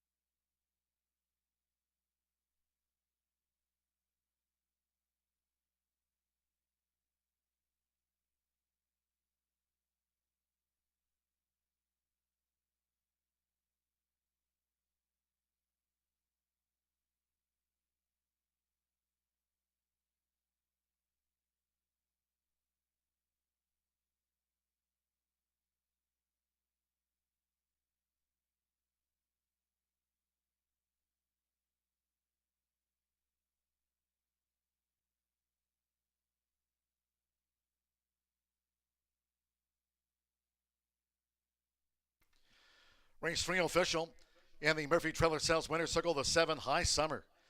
Gamely under the hands of Jose Gutierrez. Wins the bob for the Distaff Sprint.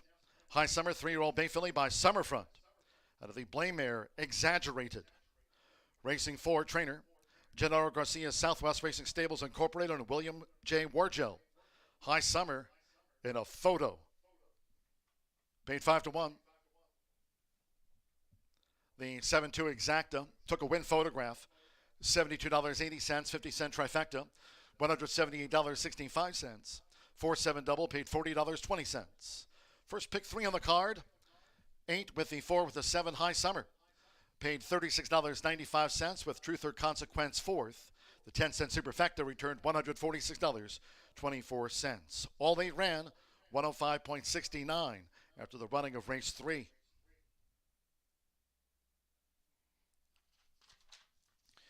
Minutes away from the 4th. Maiden 3-year-old dash. Scratch number 2, Harbor Prince. Number 2, Harbor Prince has been scratched. Note the 1, Tre Italiani, is a first-time gelding. FTG, that designation. First-time gelding is the 1, Tre Italiani.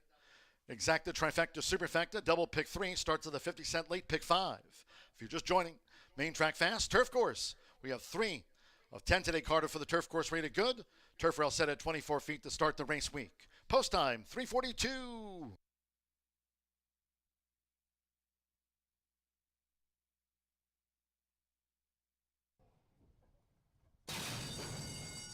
And they're off. Even start. Fast start for High Summer, who's just headed off by Between Horses, Truth or Consequence. Right there, Electrifying Lady in the purple cap, and Hey Olivia also stirring up the pot. High Summer's just off them. So it's a battle here past the half-mile pole between Electrifying Lady and Truth or Consequence, and High Summer in the red helmet joins them as they fight for it, entering the far turn. Then comes Anejo Decision, who's charging into these fast splits without wide. Call Me Christine, who's 5 lengths off these leaders. Hey Olivia holds the rail as they round the far turn, then farther back to second to last Small Hollow Army Girl trails. Quarter 22.56 seconds on the edge of the quarter pole. And that's High Summer with Jose Gutierrez as the fillies a mare. Turn for home, High Summer's in front. Electrifying Lady with the rail as they come down toward the final furlong, a half length apart. Electrifying Lady just leads. High Summer tries to kick with her past the 16th. Truth or Consequence with Hail Olivia and Call Me Christine. They're close to home with the rail for Keith Asmussen. It's Electrifying Lady and High Summer who battles her all the way down to a bob. Photo, Call Me Christine third. Truth or Consequence was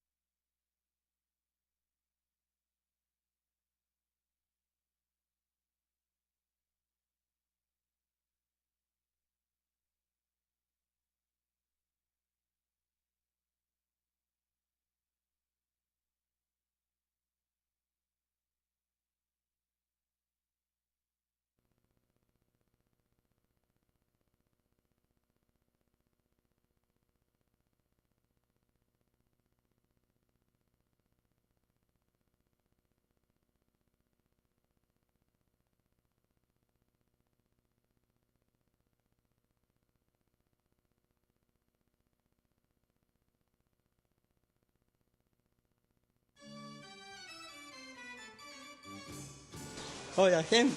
So nasty. Hey. What? Who's the funniest jockey in the jock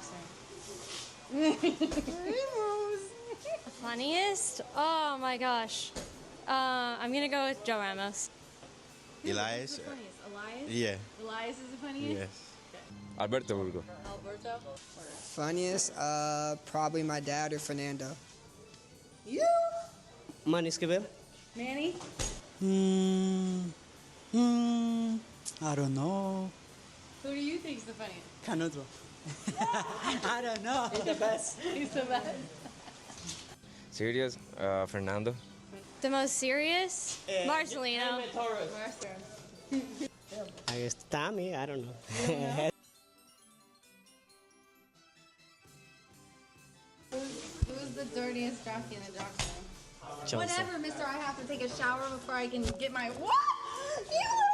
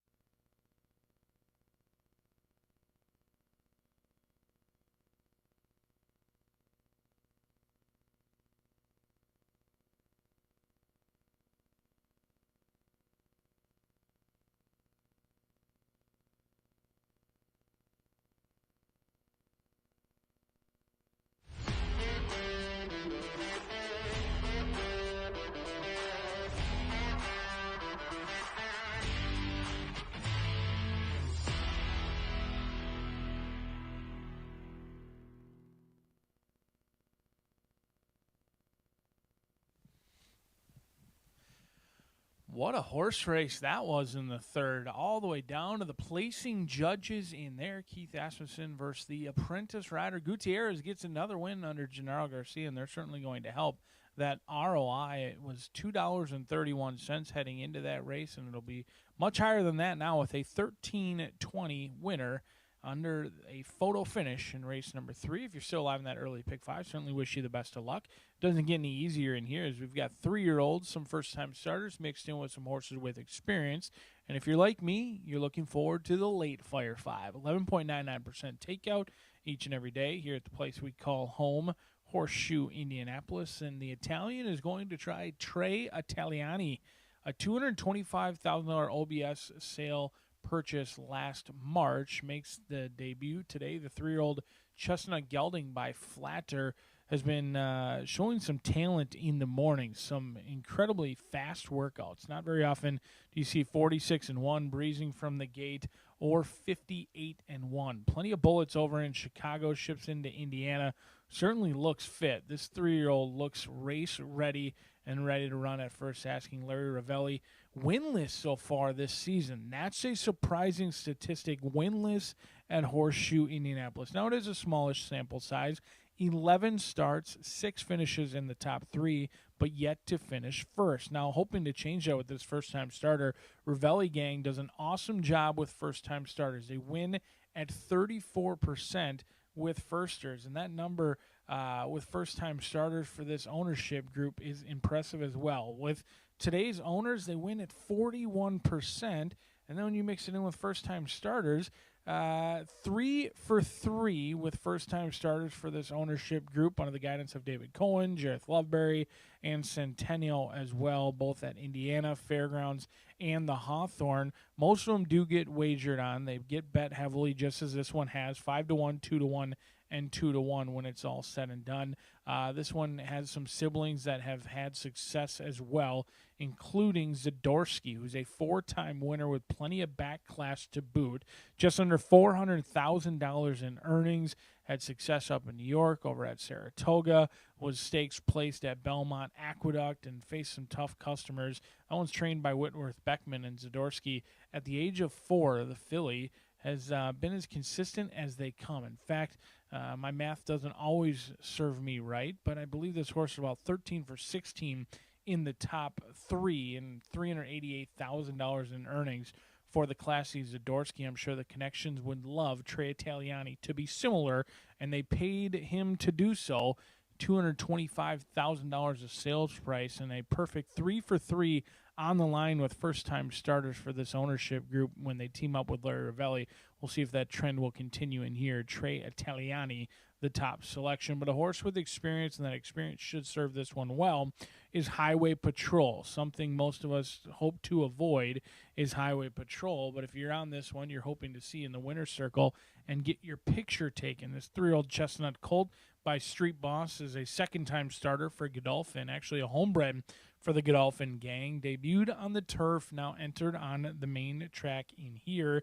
Was in a big field of 12 going on the turf over at Ellis Park on August 1st. Didn't really ever get into it much that day. Kind of ran evenly around the racetrack, finishing 10th.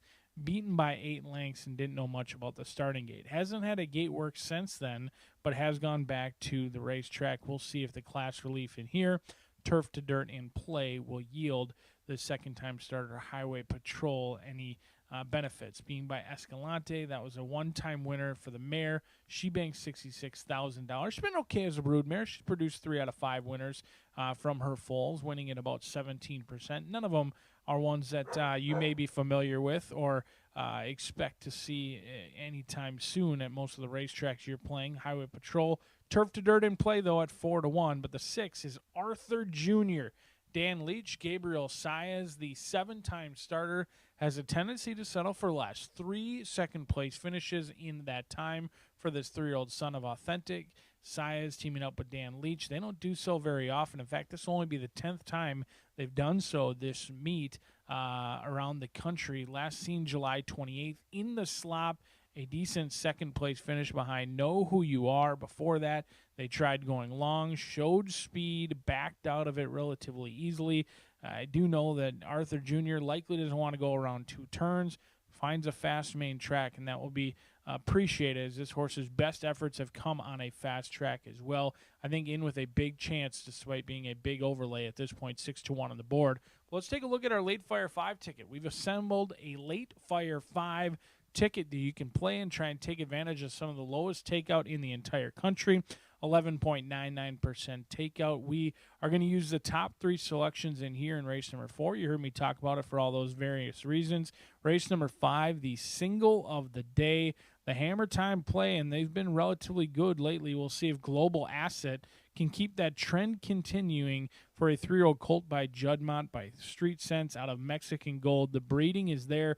We'll see if they can get a clean journey today. Your 7-5 favorite, the single, doesn't get any easier from there. We've got multiple turf races in this Late Fire 5 sequence. In fact, both races 6 and 8 on the turf, and I think they're wide open. We're going to go as deep as we can in both 6 and 8 to try and catch a little bit of a price in here. This Late Fire 5 has 3 turf races, some big fields, and some big opportunity.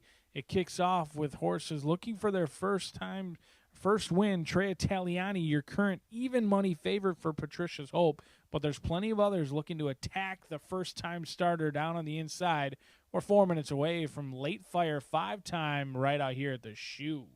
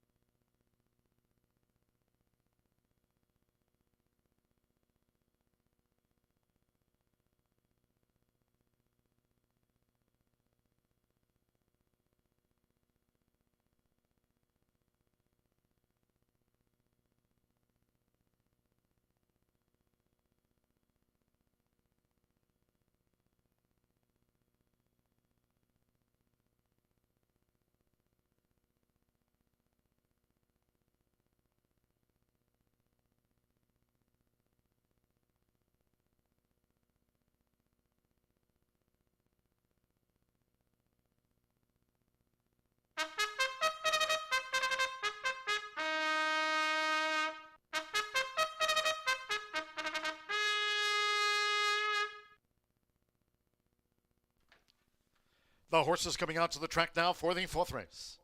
Maiden 3-year-old sprint here over the 6 furlongs, a field of 7. Scratch 2, Harbor Prince. 2, Harbor Prince has been scratched. Number 1, Tre Italiani, is a first-time gelding. FTG, first-time gelding the 1, Tre Italiani. Exacta, trifecta, superfecta, double pick 3 starts at the 50-cent, late pick 5. It's 2 minutes away. 2 minutes to get a bet on.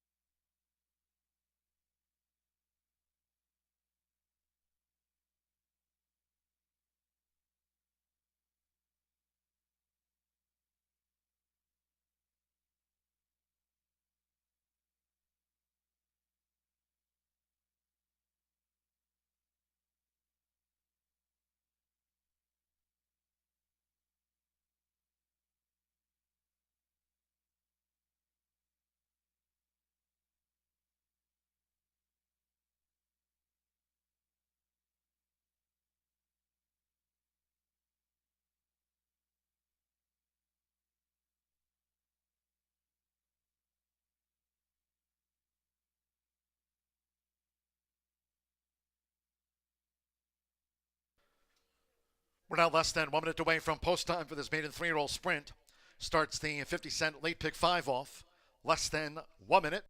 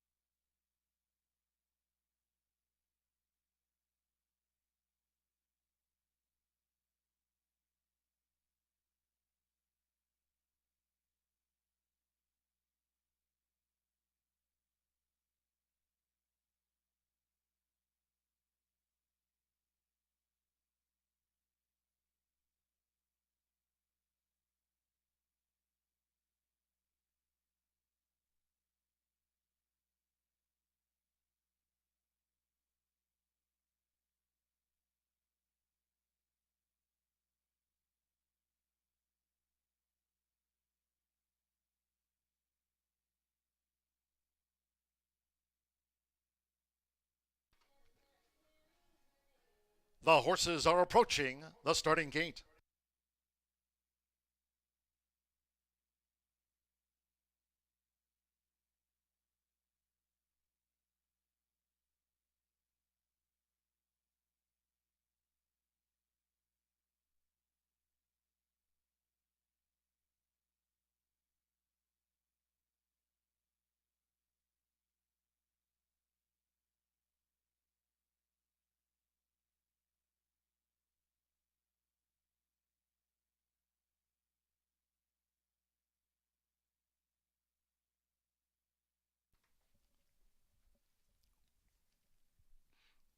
The horses have reached the starting gate. It is now post time.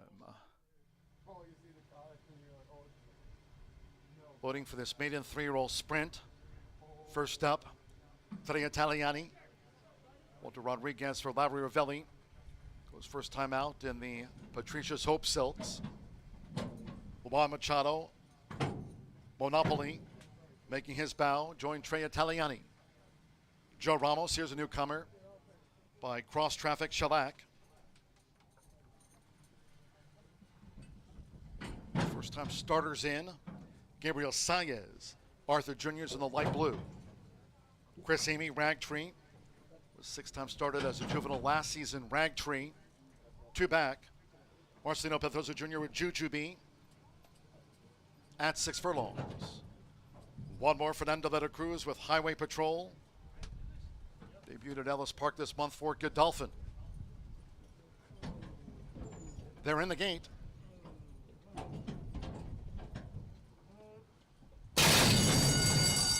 And they're off. Highway Patrol peels away from the gate for Fernando de la Cruz. Sharp start for Highway Patrol. Here comes Tre Italiani. The first-time starter with the rail now for Walter Rodriguez, and locks horns with Highway Patrol. So it's Tre Italiani and Highway Patrol, and they drag race to the half-mile pole together. Tracked by Arthur Jr., who's right there tracking them for Gabriel Saez. And then comes Shellac and the other newcomer, Monopoly, past the half-mile pole. Jujubee second to last, and Ragtree trails the maiden 3-year-old sprint. The quarter 22.72 seconds. They sail to 3 furlongs from home. Still these two battle. Tre Italiani with the rail and Highway Patrol in the Godolphin blue. And they take this confrontation past the quarter pole. 2 clear from Arthur Jr., who's joined out wide by Shellac. And Shellac's making 4-path progress as they turn for home. Then a gap away to Jujubee, 5th with the rail from Monopoly, and finally Ragtree, top of the lane. Half mile, 45.95 seconds. It is Tre Italiani for Walter Rodriguez. 1 furlong to go, the son of Flatter. Tre Italiani sticking to his guns and is kicked away by 2 from Arthur Jr. Then Shellac, Highway Patrol left back. It is Tre Italiani on top, 1 by 2. Arthur Jr. was the runner-up, Shellac third, then Highway Patrol and Monopoly.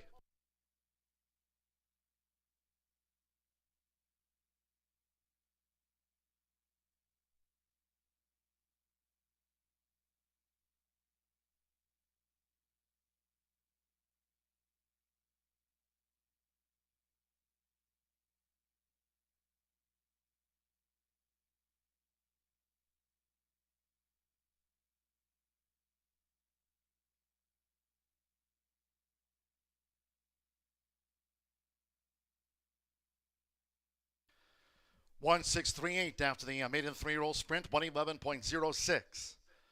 111.06, here's the slow-mo. 16381, Tre Italiani. 6-5 favorite takes out the sprint from 6 Arthur Jr., 2-1 second, 3 Shellac. Making his bow, 14-1 third, and 8 Highway Patrol. 9-2 fourth, well beaten by the newcomer Tre Italiani. Son of Flatter, $225,000 OBS March Juvenile.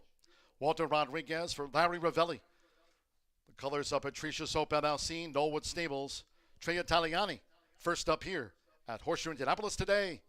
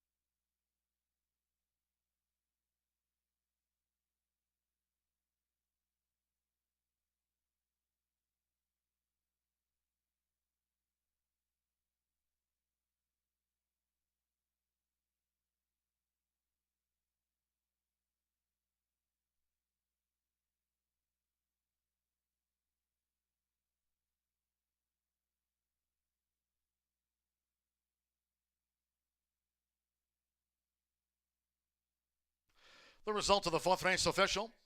Result confirmed by the judges. Trey Italiani has beaten home Arthur Jr. Shellac. Highway Patrol fourth official.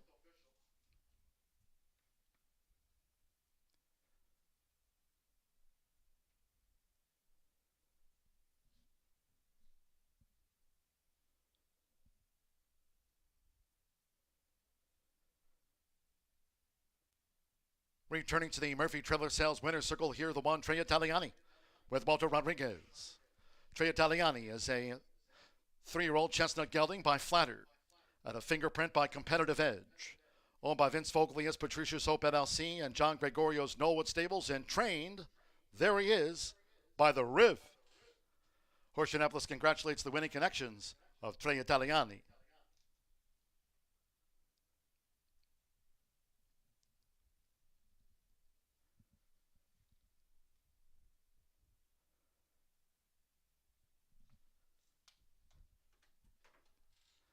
The 1-6 exacta paid $11 even. 50-cent trifecta, 163, $14.10. 7-1 double, 44.60, 10-cent superfecta, $8.95. Highway Patrol ran fourth. Pick 3 on races 2, 3, and 4, capped off by Trey Italiani, $45.65. In the maiden, 2 was a non-runner. Favorite first, 7 ran, 111.06. Race 5 next on the agenda. The first of 3 on the turf course. Good rail at 24 feet this race week. Maiden Turf Mile. There are no scratches, no jockey changes, overweights. Number 1, Dual Citizen, the ownership, K-Dan Investments LLC. They're the principal, Jackie Christensen. Jackie Christensen, the principal for K-Dan Investments LLC. Trained and co-owned by Rebecca Johnston. 1, Dual Citizen, ownership correction, Stacy Christensen. Exacta, trifecta, superfecta, double pick 3. Started the $1 late pick 4 daily presented by Itoba. 3 of them on the turf. The Maiden Turf Mile kicks off the first leg of the $1 horseshoe hat trick all turf pick 3, that popular wager this summer. All turf pick 3, 4:12 post time.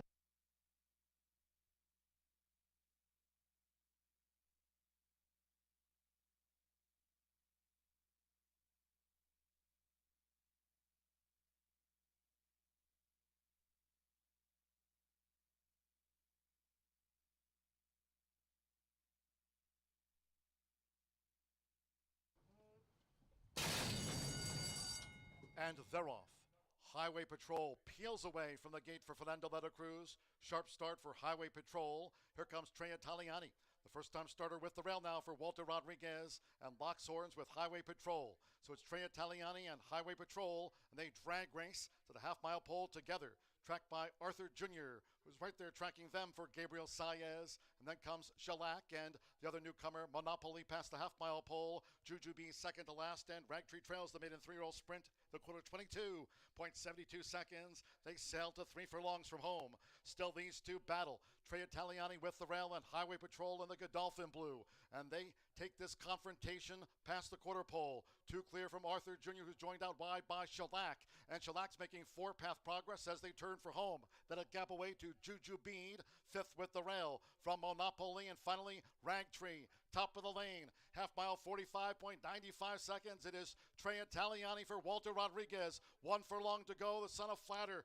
Trey Italiani sticking to his guns and is kicked away by 2 from Arthur Jr. Then Shellac, Highway Patrol left back. It is Trey Italiani on top, 1 by 2. Arthur Jr. was the runner-up, Shellac third, then Highway Patrol and Monopoly.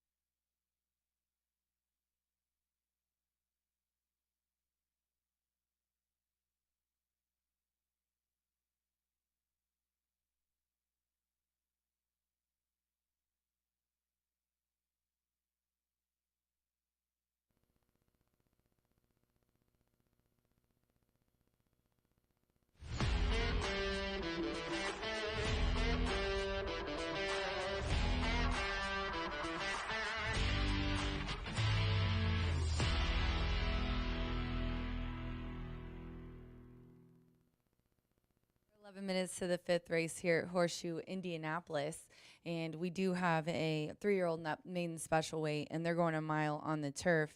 And this is for 3-year-olds and up. There's an 8-horse field in here. I knew the 5 was going to be the heavy favorite, so I tried to find us a little bit of a long shot underneath in here. But let's just go ahead and talk about this Brad Cox trainee here, Global Asset.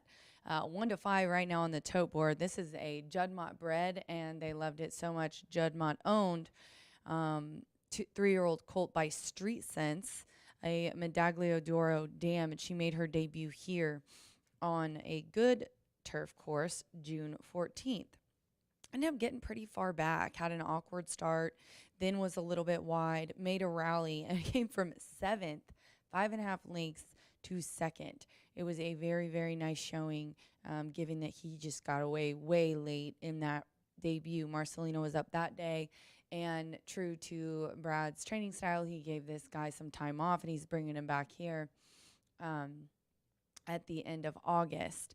He is kind of in a very similar class. That was a mile. This is a mile. He gets another good turf course, and the rail is at 24 feet. Now, as far as trying to find us a little bit of value here in this race, I did land on the 6 Snowdrift.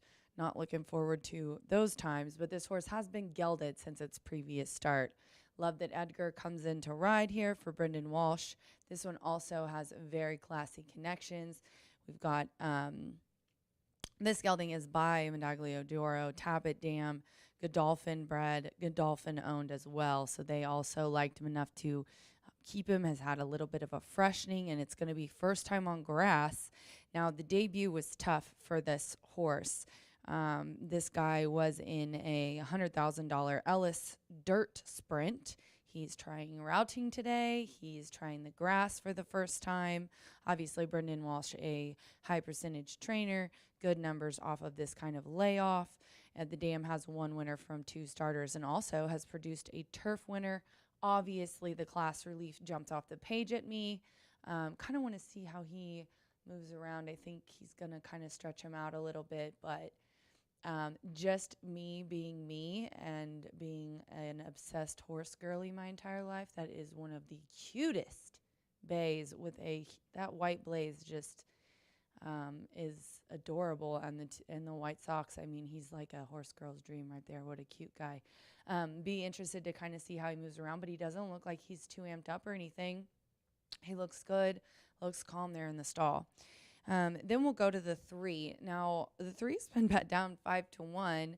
I did think this horse was going to get a little bit of action just because he's been close in a couple, and including one on the turf. So 5 to 1 right now for the 3, and that's Helm Place. We've got the Joe duo, Mr. Joe Sharp bringing this one in, and Joe Ramos aboard. Joe's having a really good year. This is another Godolphin bred 3-year-old colt by Bernadidi and a Street Cry dam. Love the breeding on this one, and they started it out at Turfway back in February, and that was 2 turns on the poly.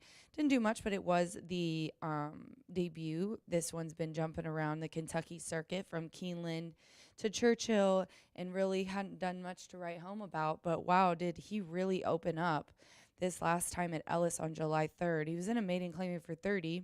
This is, a $43,000 purse. So this is, I would say, a little bit comparable to that, and did try turf and going the long distance of a mile and a 16th, ended up 3rd, only beaten 2 lengths, including the 2nd place finish there. Midnight Survivor came back to win. So this one going down a little bit in distance to a mile, but trying turf for the 2nd time, I think, is the difference. And I know Joe's really hungry to close that gap between him and Fernando. He's in 2nd right now. I think he's 10 behind him. So we'll see what he can get done today. But I've landed on the 5 at 1 to 2, the Brad Cox trainee Global Asset. A little bit of, hopefully we can sweeten it up with the 6 and the 3 in the try with 1 to 2 on that 5. Just 6 minutes to post. I also have a late Itoba Pick 4 ticket, just a cost of $36. I went 5 and 6 in here. I would have singled, but I'm superstitious, and every time I do, then the horse loses. So I went 5, 6 in here. if you wanted to take it down, you could. 1-3 in the next leg, the 6th race, which is another nice race. It's a claiming for 30 on the grass. In the 7th race, I went 2-3-6. It's a 2-year-old maiden. If you want to invest a little bit of money, I suggest the baby race doing that. I know that the 7 Legal Mayhem I would probably include if you wanted to spend a little bit more money, from the Michelle Elliott barn. And then the last leg is a claiming for 12-5 on the grass, and I went 1-10-12. It's a nice sequence, a good ticket. There it is up on the screen there. Thank you to iToba for being a wonderful sponsor. Lots of great promotions we did with them this year as the jockeys get the leg up and horses head to the track for the 5th. Good luck.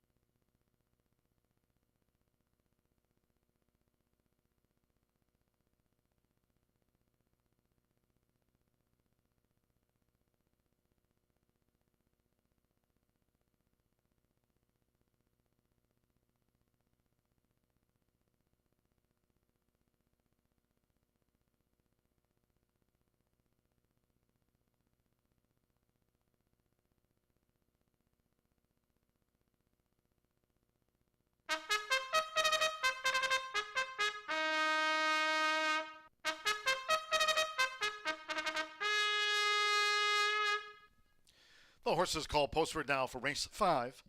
The first of 3 today. Carter for the turf course here. Rated good. Turf rail set at 24 feet this race week. A field of 8. Only correction, ownership correction, 1 dual citizen is owned by K-Dan Investments LLC of Jackie Christensen. That's ownership correction for the principal of K-Dan Investments LLC, Jackie Christensen. Late run, exacta, trifecta, superfecta. Double pick 3, started the $1 late pick 4 daily here, presented by iToba. This maiden turf mile starts the $1 horseshoe hat trick, all turf pick 3. Course good. Turf rail set at 24 feet and a fast main track for the late pick 4 starting here. 3 minutes.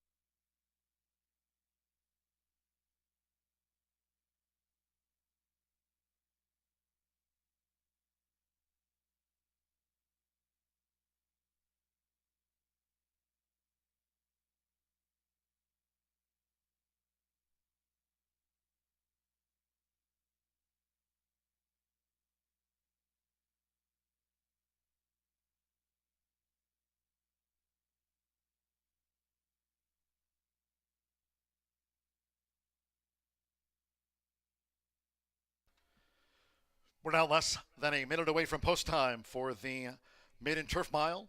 Start to the $1 late pick 4 presented by Itoba. First leg of the $1 horseshoe hat trick goal, turf pick 3. You have less than 1 minute.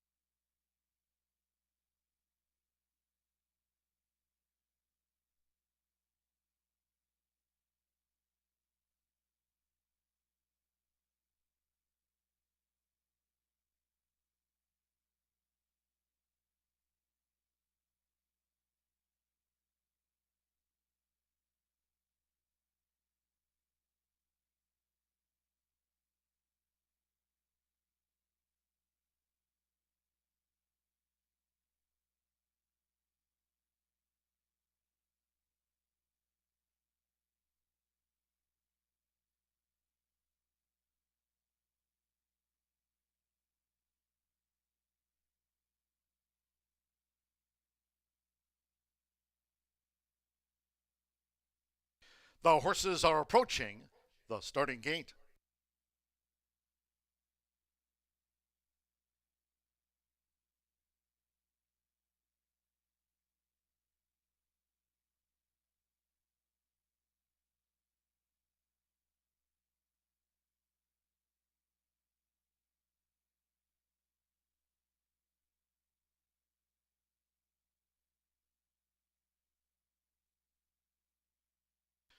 The first of 3 times today, crossing over to the turf course here at Horseshoe Indianapolis. Here's the drone view. Course good, rail at 24 feet on final approach near the mile start.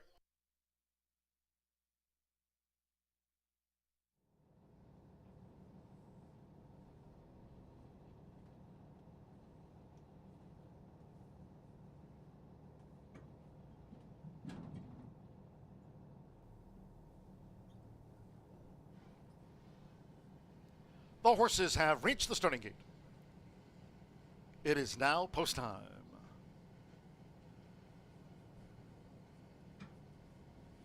They're going in.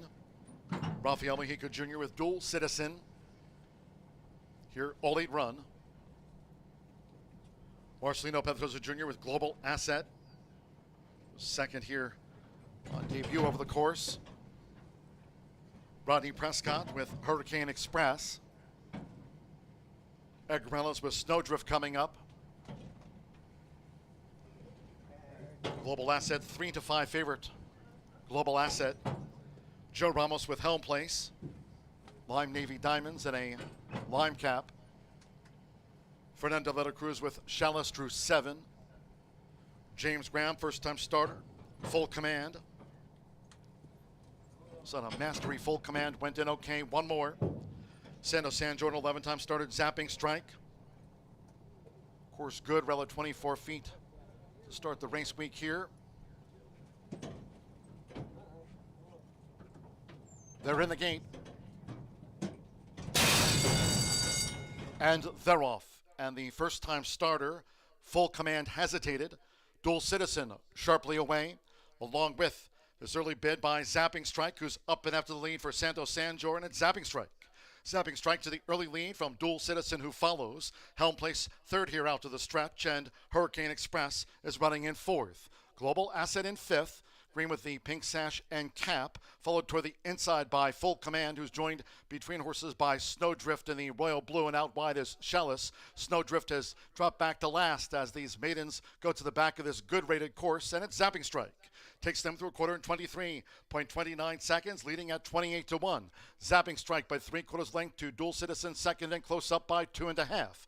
Hurricane Express is running in third by a half length, with Helm Place fourth, and evenly so far they have just inside 4 furlongs to go from home. Global Asset is staying rooted to the inside parts of the course there at 24 feet, and Chalice in the red blinkers is wide. Then farther back to Full Command and Snowdrift being asked to pick up now by Edgar Morales. Half mile, 47.85 seconds. Zapping Strike with Upset on the mind. Zapping Strike leads them near the quarter pole with a 2-length lead on Dual Citizen. Now here's Global Asset. Global Asset makes a bid, and it's Global Asset who moves up between Helm Place and to the inside Hurricane Express. Zapping Strike leads for home. 3/4, 1 minute 13, 1 minute 12.32 seconds, and Global Asset has taken the lead with authority and is pulling clear.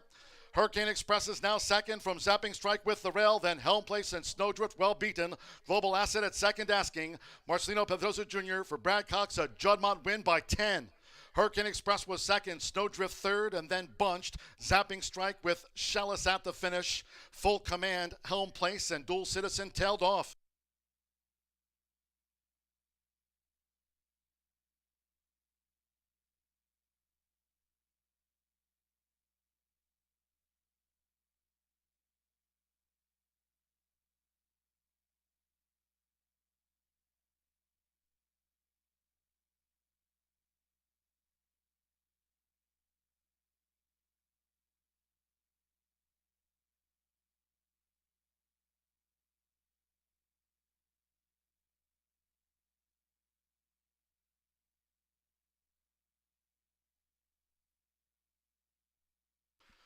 $136.31 after the maiden. 5.2685 Global Asset. 3-5 Much the Best. 2 Hurricane Express at 22-1 was second. 6 Snowdrift in the Royal Blue of Godolphin third. Zapping Strike at 28-1 fourth. Ahead of Chalice had the red blinkers, Full Command, Helm Place, and Dual Citizen. 5.268 Global Asset. Second here on debut. Does one better today. Marcelino Pedrosa Jr., Brad Cox, the Juddmonte Homebred, Street Sense Colt. It's Global Asset at 3-5.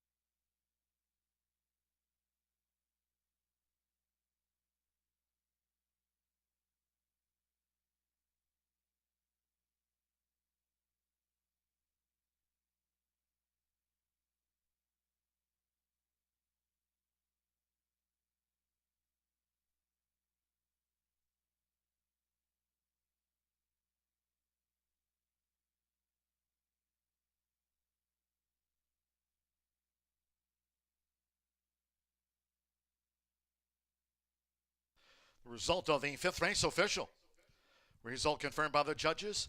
5.268 Global Asset has beaten home Hurricane Express, Snowdrift. Zapping Strike fourth official. The winning groom leading into the Murphy Trailer Sales winner circle number 5. Global Asset with Marcelino Pedrosa Jr. Global Asset is a 3-year-old dark Mayor Brown colt by Street Sense out of the Medaglia d'Oro mare, Mexican Gold. Brad Cox trains the Juddmonte Homebred. Winner at second asking. Horseshoe Indianapolis congratulates the winning connections of Global Asset. Out to the maiden ranks today. 5-2 exact at $25.60. 50-cent trifecta paid $21.75. Zapping strike, fourth in his 12th career start. 10-cent superfecta, 5268. Zapping strike, fourth, paid $21.14. Pick three, $28.35. 1-5 double coming back, a chalky $5.80. The $1 early pick four, 4-4, $217.50. The 50-cent early pick five daily starts on the first, 5-5, $323.40. And the maiden turf mile, favorite, first. All 8 ran. Course good, 136.31 seconds after race 5. 19 minutes away, race 6. And the next turf mile, scratch the 6, Zach. 6 Zach has been scratched. Exacta trifecta superfecta. Here's the first 10-cent grand high 5. Pentafecta wagering for the first time today on the turf mile. Double pick 3. Post time will be 4:43.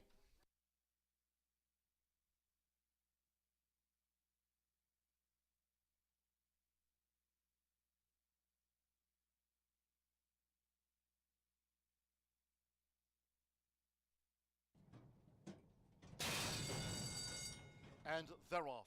And the first-time starter, Full Command, hesitated. Dual Citizen sharply away, along with this early bid by Zapping Strike, who's up and after the lead for Santos Sanjor, and it's Zapping Strike. Zapping Strike to the early lead from Dual Citizen, who follows. Helm Place third here out to the stretch, and Hurricane Express is running in fourth. Global Asset in fifth.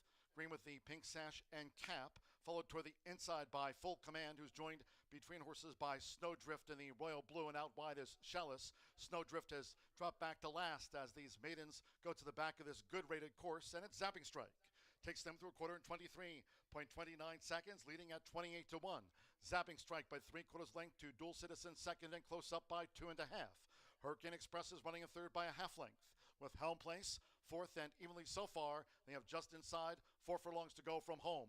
Global Asset is staying rooted to the inside parts of the course there at 24 feet, and Chalice in the red blinkers is wide. Then further back to Full Command, and Snowdrift being asked to pick up now by Edgar Morales. Half mile, 47.85 seconds. Zapping Strike with upset on the mind. Zapping Strike leads them near the quarter pole with a 2-length lead on Dual Citizen. Now here's Global Asset. Global Asset makes a bid, and it's Global Asset who moves up between Helm Place and to the inside Hurricane Express. Zapping Strike leads for home. 3/4, 1 minute 13, 1 minute 12.32 seconds, and Global Asset has taken the lead with authority and is pulling clear. Hurricane Express is now second from Zapping Strike with the rail, then Helm Place and Snowdrift well beaten.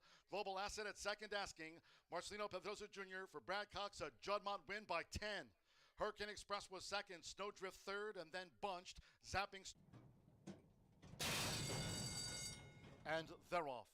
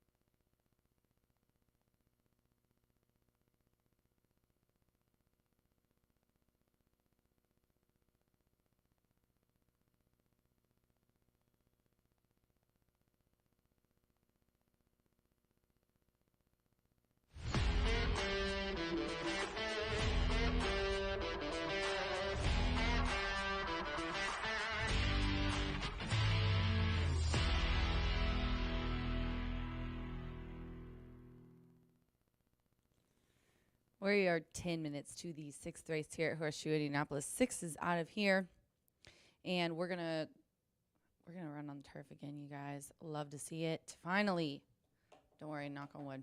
Mile on the grass, claiming for 30,000. This is a really nice group. It was tough for me. I really liked the 1. I have the 10 in there, but I did not put it on top. You can see the odds are a little 9-5 isn't that crazy, and then after that it's a little bit of a toss-up. So let's just get right into it and talk about the 3. Publicity, who I'm going to go ahead and put on top here. Jimmy Graham, one of the finest men in the land. Love when he comes here to ride. The Irishman knows his stuff. He's aboard here for Genevieve Landano, who is exceptional. This is a 4-year-old gelding by Into Mischief, and is coming out of an August 16th at Colonial, tried their turf, and ended up in a claiming for 30, setting the pace, and then I'm really not sure what happened. Got into the lane, came to the stretch, and just, he said, I'm done. So, as you can see, he does have some early speed that he's splashed lately. He has not ran on Indiana turf but one time, and it did not yield an in-the-money finish. But it does seem like he likes that better than he does the dirt, obviously. The Poly, though, seems to be his favorite. And he's also obviously a little unruly because everybody's distracting him right now. We're getting the girth on, but we're doing a good job of it. And we're going to walk him around now. See both, yep, he's all right. She's just going to give him a little loop around. Big boy. God, he's got scope on him. So I'm excited to see what he does here after, some form, showing some form on the turf. Good numbers. Is going down from mile 16th just to the flat mile. He's got really good speed at this distance. He's put up an 80 and 81 at a mile on the turf, on the slop. So we'll see if that transpires and he can put it all together here. As I said, I do like that Jimmy came in to ride here for this one. Then I'm going to go to the rail. I like Finn McSorley. I just have a feeling about Finn McSorley. This is a 4-year-old gelding by English Channel, Giants Causeway Dam. Honestly, I think that this horse hasn't really got the trip it's wanted. So has been in turf and really broke the maiden claiming for 32. We're in a $38,000 claimer here, $30,000 claimer, purse of 38. Those 2 allowances were pretty tough. I mean, they were both 12 horse fields that Danny put him in. The last one being on July 29th. We're going down to claiming for 30, which is close to the class that he broke his maiden at. He obviously likes the turf. He's also going down in distance as well, and he's put up an 83 on the grass here on July 4th. So he also has good numbers routing on the grass. And then let's round it out with that favorite, the 10 at 9-5, Boss of All Bosses. There's a lot of good names in here, and Boss of All Bosses was one that also jumped off the page for me. Mike Maker, he knows his track well. He spots his horses amazingly. When he puts them in, they've got a good chance. This is a 3-year-old gelding who gets the services of Joe Ramos today. Ramos looking for his first winner on the card. And this is a 3-year-old colt by Street Boss. And Maker, high percentage and everything, but first time claiming, he's 20%. So let's look at that, because this horse has broke its maiden here at today's distance and on our turf last fall. Then he took him to the fairgrounds. I don't think he likes the dirt. Got him back on turf, but put him in this really tough allowance going a mile and a 16th. I don't think he liked going that long. And then took him to Delta. So I think that he's going to like getting back here. He's won here. He's well-bred. He's going down in class, and he has early speed as well. 2 of the last 3 that Mike's ran here have been winners. He's also 24% he's a beaten favorite, which was the case last time. Everybody liked him in that allowance, but he kind of he yielded, and then he ducked to the gap. So he's kind of a squirrely guy. He's beautifully fit, though. He's really a picture of perfection there, muscle-wise and tone-wise. So definitely, and his ears are pricked. He's ready to go. Here he's obviously everyone I've picked looked to be a little bit amped up. So We'll see how my picks go, but I rounded out with the boss of all bosses. But on top here, I'm going to go with the 3 at 9-1, Publicity. Good luck.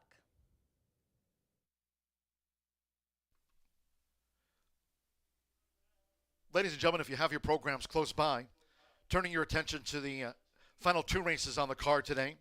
Both trials for the leader of the Class L, Futurity, in the 9th. A couple of rider notes. The first of the 2 trials, the leader of the Class L, Futurity, race 9. Number 2, My Royal Swinger, will be ridden by Antonio Rodriguez. Number 8, Miss KTB 23, will be ridden by German Rodriguez. 9th race, number 2, My Royal Swinger, the jockey Antonio Rodriguez. 8, Miss KTB 23, German Rodriguez. And likewise in the 10th, to close out the card with that last trial for the leader of the Class L, Futurity, number 2, Winner Takes All, German Rodriguez. On 2, Winner Takes All. Number 5, Tarzanito Express 23, Antonio Rodriguez. German Rodriguez on the 2, Antonio Rodriguez on the 5 in the 10th and final today.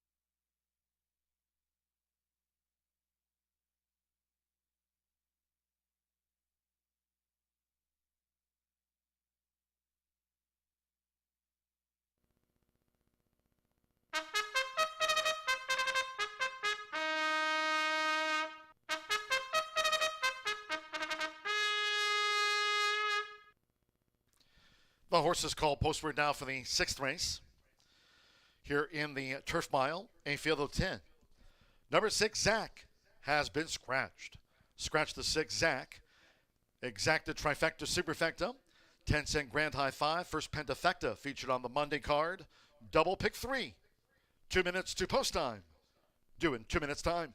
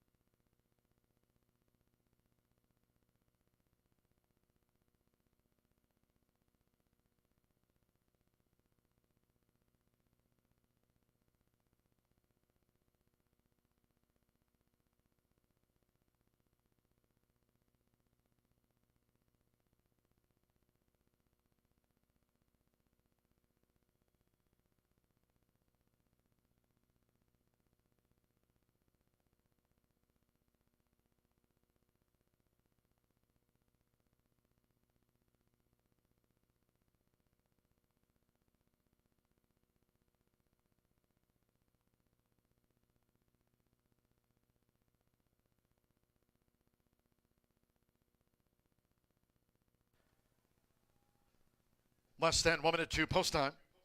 Less than 1 minute.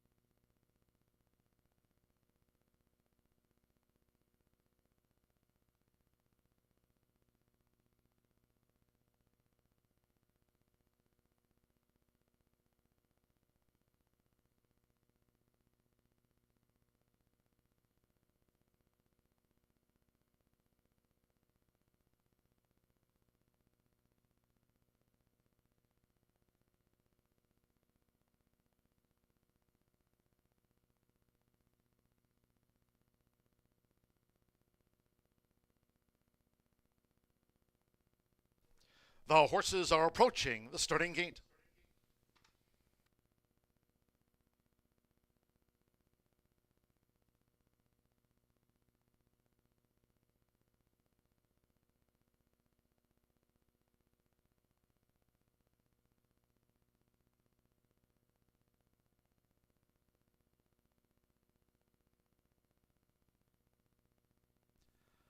For the second time today, crossing over to the turf course on final approach for the mile start.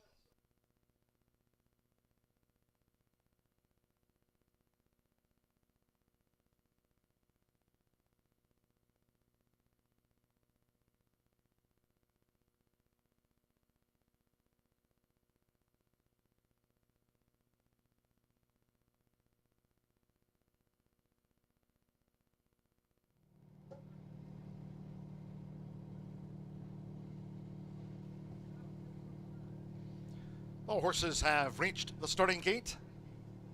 It is now post time.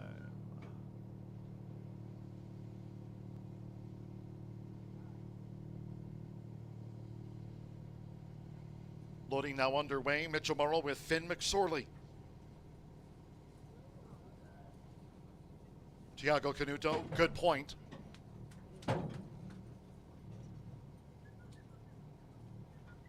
Good point in.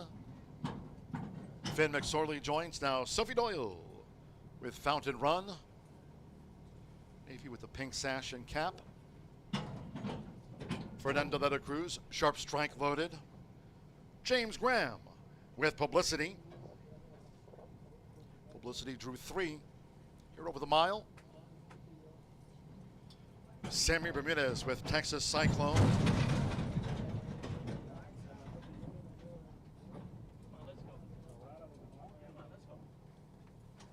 Finn McSorley has settled. Oscar Villarreal, Big Salt Lick. Joe Ramos, Boss of All Bosses going in. 7-5 favorite, Boss of All Bosses. Alex Achard, Fletcher Bain drew 5, so stand by. One more Mission Improbable. Marcelino Pedroza Jr. riding for a double. Global Asset won the Maiden at 136.31. All in. And they're off. Starter caught them on a nice line.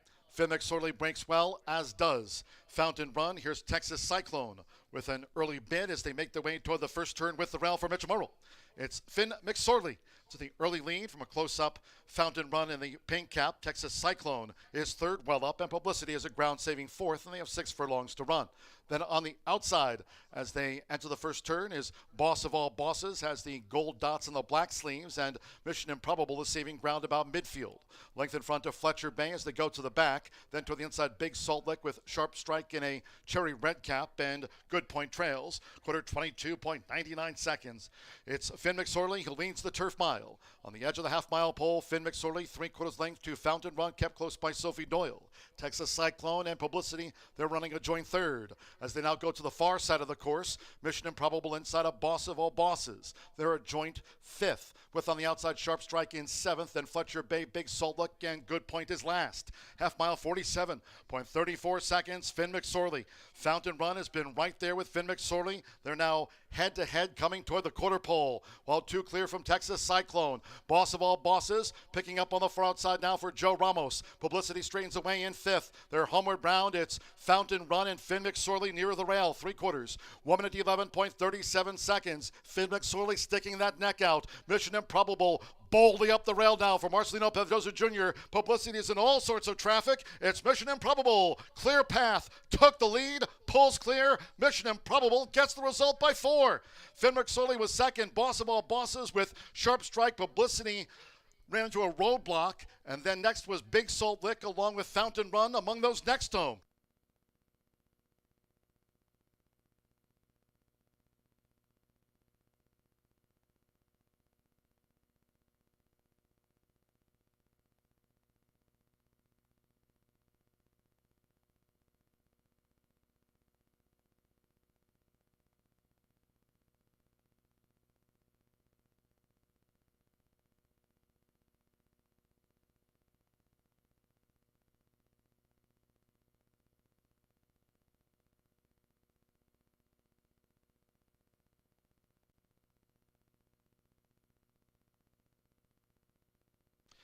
Eleven Bonham, then a show photo after the turf mile. 11.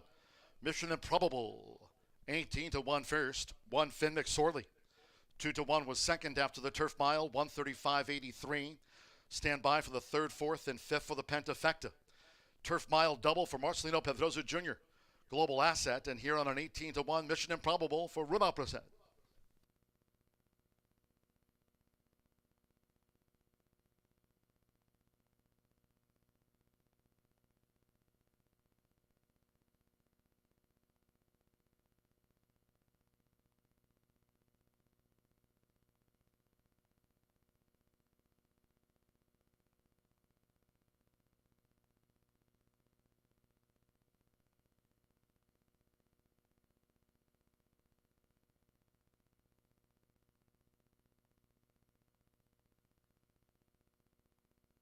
The judges have posted at even money.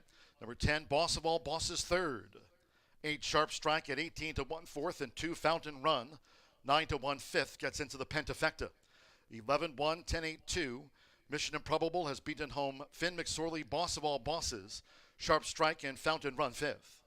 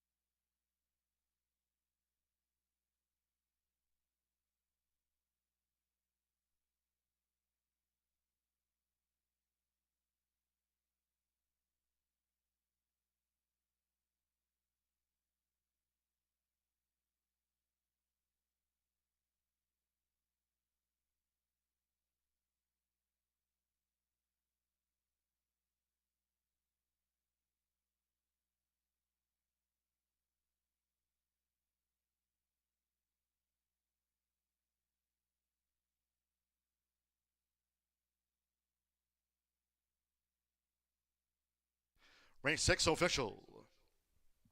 Returning to the Murphy Trailer Sales winner circle, number 11, Mission Improbable. Turf mile double for Marcelino Pedrosa Jr. Mission Improbable. 3-year-old Dark Bear Brown gelding by Improbable. Out of Payoff by Broken Vow. Runoff Brosset trains for Storyteller Racing, Richard L. Reeder, Shrek Racing LLC, and co-owner Thomas E. Sherman. Horseshoe Indianapolis congratulates the winning connections of Mission Improbable. $11-1 exacta, $197.40, 50-cent trifecta, $155.70. Boss of all bosses ran third. 5-11, that's Marcelino Pedrosa's turf double, 58.20. 10-cent superfecta, $215.30. Pick 3, $61.35. And Fountain Run ran fifth after a photo. 10-cent grand high 5 result. 11-1, 10-8-2 for $1,170.57. Claim the 5, Fletcher Bay for $30,000. Fletcher Bay was a claim from the Turf Mile to Contreras Stable. Co-owner William Roundtree. Trainer Cipriano Contreras claimed away number 5, Fletcher Bay. 135.83 after race 6. 20 minutes away, race 7 of 10. Maiden Juvenile Sprint, scratch 9, Mr. T. 13, Unbridled Intent. 14, Winthorn. 15, Gunzo. And scratch the 16, Dottie's Blue Money. Scratch 9, 13 through the number 16, all scratched. From the Maiden Juvenile Dash, exacta, trifecta, superfecta, the 10-cent grand high 5, another pentafecta featured here, double pick 3. Post time, 5:15.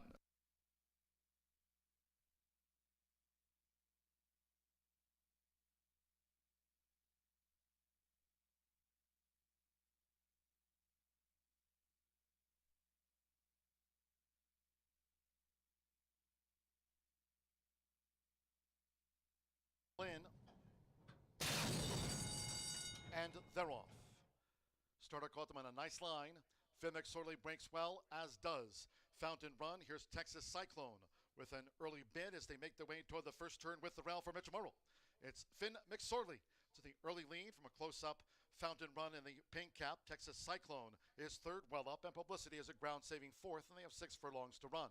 Then on the outside, as they enter the first turn, is Boss of All Bosses, has the gold dots and the black sleeves, and Mission Improbable is saving ground about midfield. Length in front of Fletcher Bay as they go to the back. Then to the inside, Big Salt Lick with Sharp Strike in a cherry red cap and Good Point trails. Quarter 22.99 seconds. It's Finn McSorley who leads the turf mile. On the edge of the half-mile pole, Finn McSorley, 3/4 length to Fountain Run, kept close by Sophie Doyle. Texas Cyclone and Publicity, they're running a joint third. As they now go to the far side of the course, Mission Improbable inside of Boss of All Bosses. They're a joint fifth, with on the outside Sharp Strike in 7th, and Fletcher Bay, Big Salt Lick, and Good Point is last. Half mile, 47.34 seconds. Finn McSorley.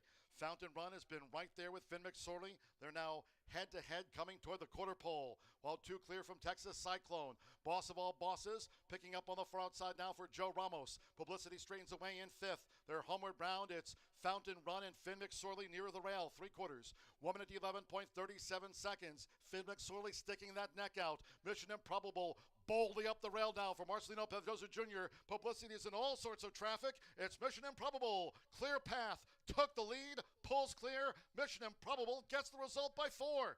Finn McSorley was second. Boss of All Boss in.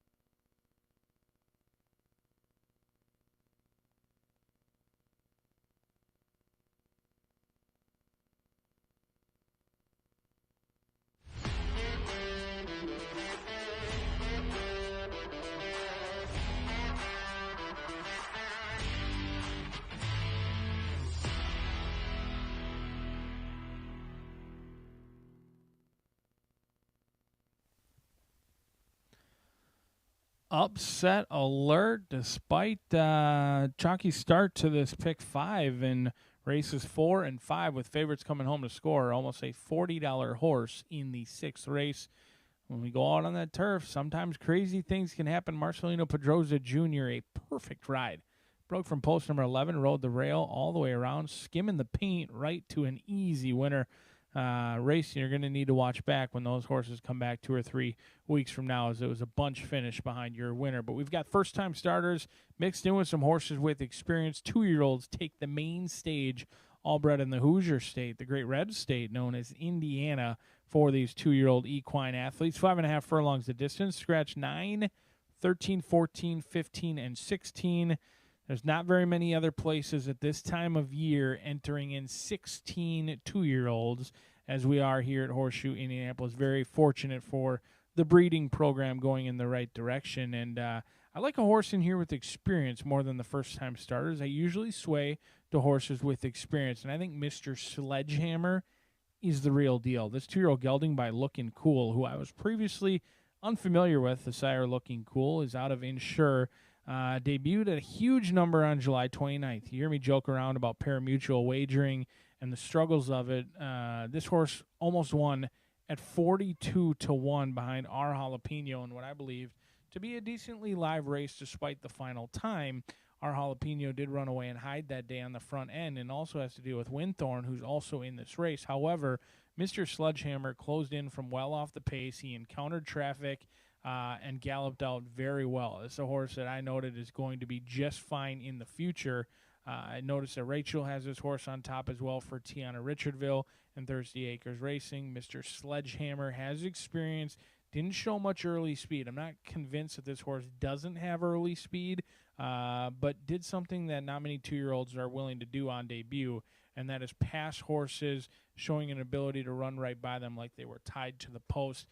Still needs to make up a couple of lengths on Winthorn, who's also in this spot as well, but scratched out as he also eligible. So Mr. Sledgehammer could be any sort. I hope to break a little bit more alertly. Don't want to be forced to pass a ton of horses, and we'll see how Mr. Sledgehammer comes out. You do have a 2-year-old making a second start within a month. That's always a bit of a question mark. They don't always run back as well as you might expect. Second time out with less than about 4 to 6 weeks. We'll see how it plays out for Mr. Sledgehammer, who I believe could be the real deal. Hannah Leahy and Tiana Richardville trying to show some girl power to that winner's circle. But the first-time starter, Practical Justice, getting a ton of love in the pools. Right now, Justice Farm, homebred in here. Practical Justice by Harry's Holiday out of 777 is getting a lot of love. 7-2 morning line, currently 5-2 on the board, projected to go off as low as 9-5. The mare, 777, went for Kathleen O'Connell and was winless in 4 starts. Didn't even hit the board. What's unique about the wagering right now, 777 has yet to produce a single winning full. 4 fulls in that time. 3 of them have gone to the racetrack. None have won, including one of them who's 0 for 24. Another one, Seventh Planet, tried Saratoga twice on the turf for Ralph Nix and did not get the job done. So you're betting Practical Justice at 2-1 for a horse, or buy out of a horse who's never produced a winner. But if anyone can do that and change that around, it's Aaron West and Sammy Bermudez. They debuted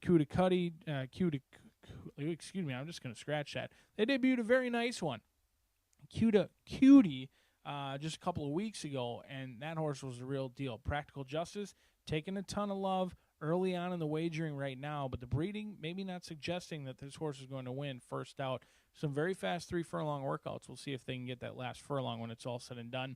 But another first-time starter to take a look at is Tony Cunningham and Rodney Prescott's Unattainable Love, a 2-year-old gelding by Shagaff out of Hard to Get Even. And when you're Rodney Prescott, a veteran rider with a ton of victories, not only here in Indiana but around the country, you don't necessarily need to ride 2-year-olds unless you want to ride a 2-year-old. My guess is he wants to be aboard and has been aboard in the mornings. Not very many horses put up a bullet on their first published work.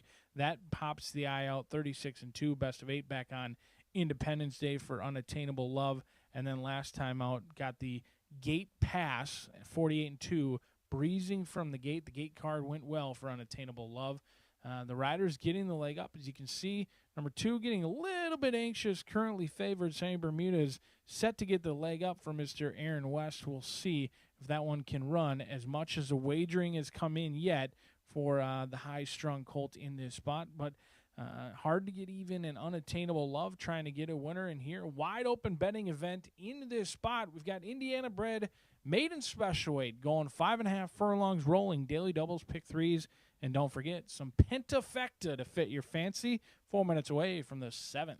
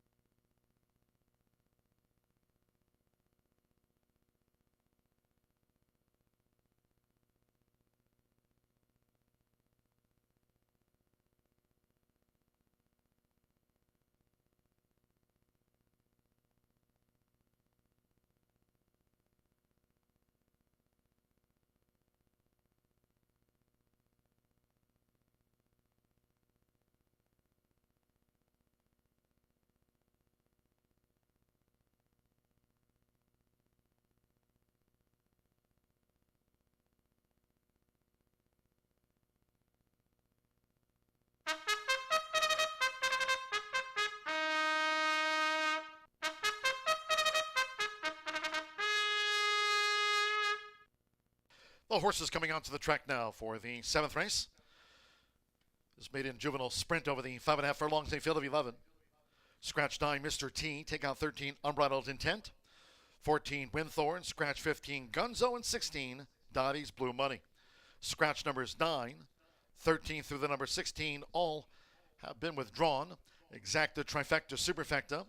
10-cent Grand High 5, another Pentafecta featured here on Monday's matinee. Double pick 3, 2 minutes.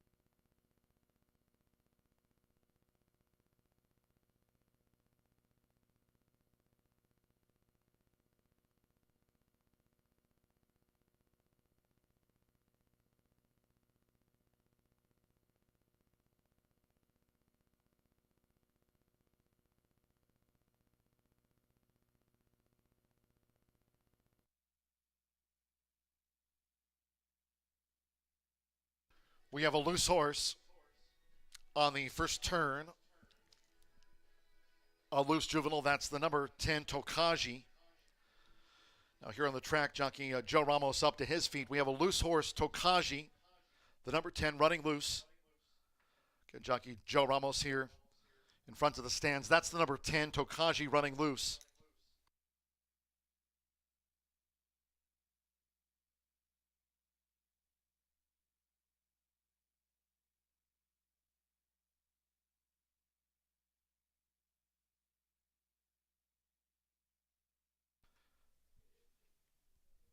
Just a heads up to our staff, we have a loose horse coming back the wrong way, number 10, Tokaji.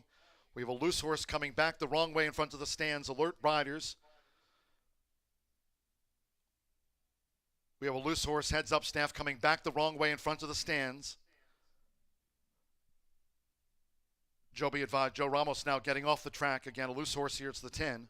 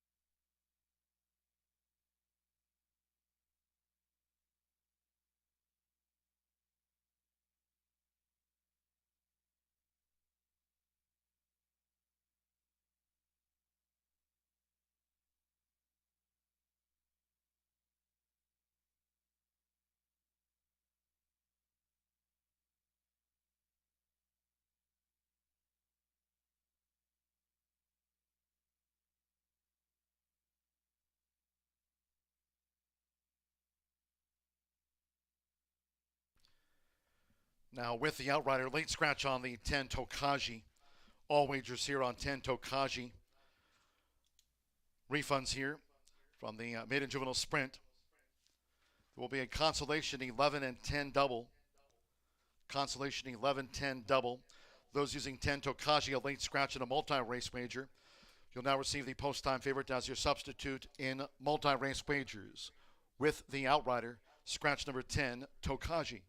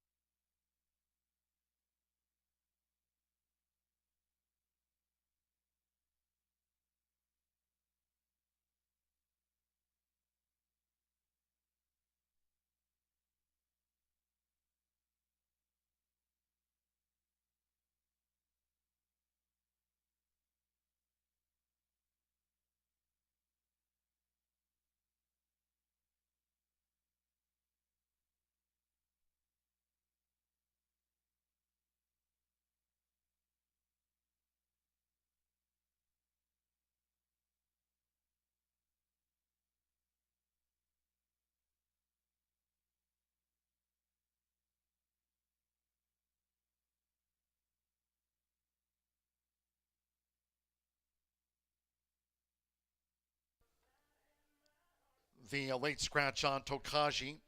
That colt has now stepped off the track. Less than 1 minute. The horses are approaching the starting gate. Scratch the 10 Tokaji. The horses are approaching the starting gate.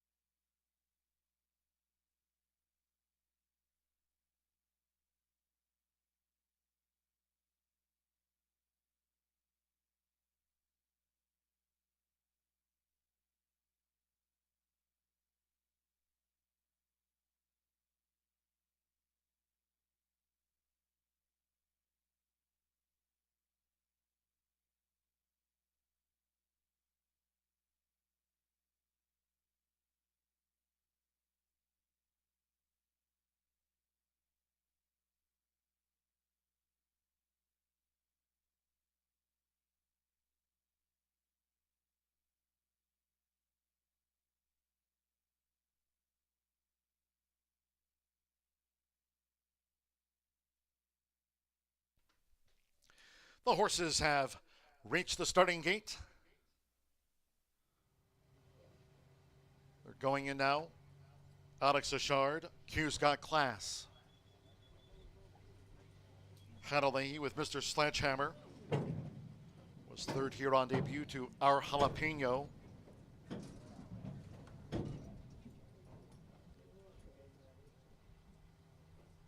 Fernando Letta Cruz with Legal Mayhem. Legal Mayhem has joined Mr. Sledgehammer.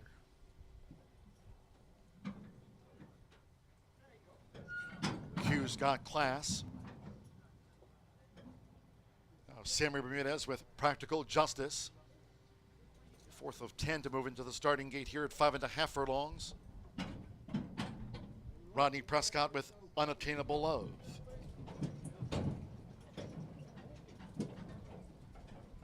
My Lunar Charm. Jose Gutierrez has a win on the card. Alberto Burgos. Hunted Prayer making his bow. Hunted Prayer went in. And just backed out for a moment there. Hunted Prayer.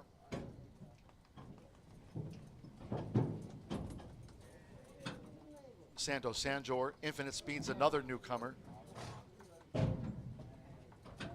Starters crew working with Hunted Prayer. That ring is now up and in. Luis Contreras with Dahmer. Another newcomer here, Dahmer. Got that late scratch on the 10, Tokaji. The 10's a non-runner, so one more. First time starter, God and Luck. Marcelino Pedroza Jr. running for a hat trick of wins on the card. Late scratch on Tokaji. The 10's a non-runner. They're in the gate. They're off and sprinting.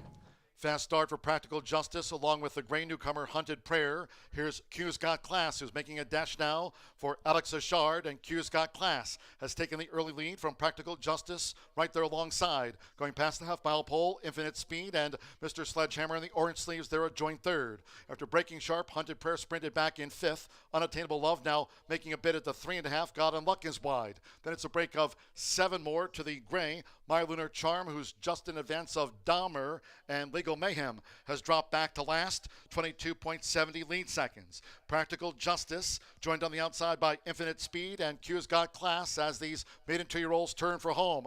And on the far outside is Mr. Sledgehammer. And right there is Unattainable Love as they straighten away. It's Unattainable Love and Q's Got Class, Unattainable Love.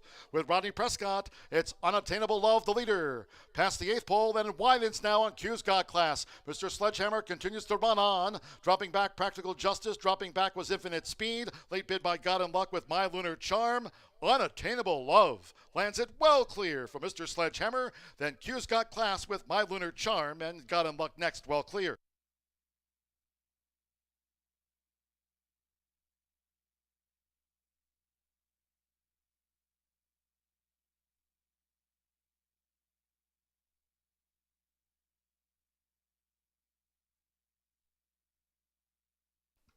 .105.87 after the maiden juvenile dash. 105.87. Standing by for the full run order from the judges. Clear-cut win for 3, Unattainable Love. First at 7-2, the 6, Mr. Sledgehammer. 7-2 second, good effort. 1 Q's Got Class at 18 to 1/3. 8 My Lunar Charm, 48 to 1/4, and 12 God and Luck. One of those first-time starters getting into the pentafecta. Here's the slow-mo. So Tokaji was a late scratch for Tony Cunningham, ran off. Unattainable Love ran away with the maiden. Rodney Prescott, Tony Cunningham, Salvador Villalobos. It's Unattainable Love at the shoe.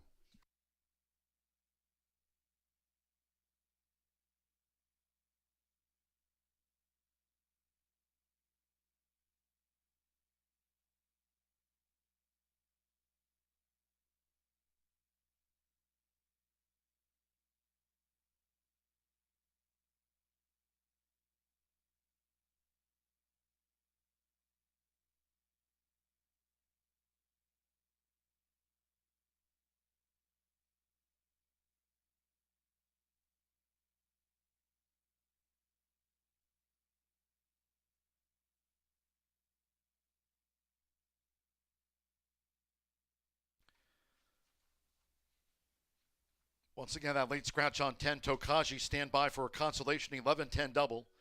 11-10 consolation double. It's unofficial.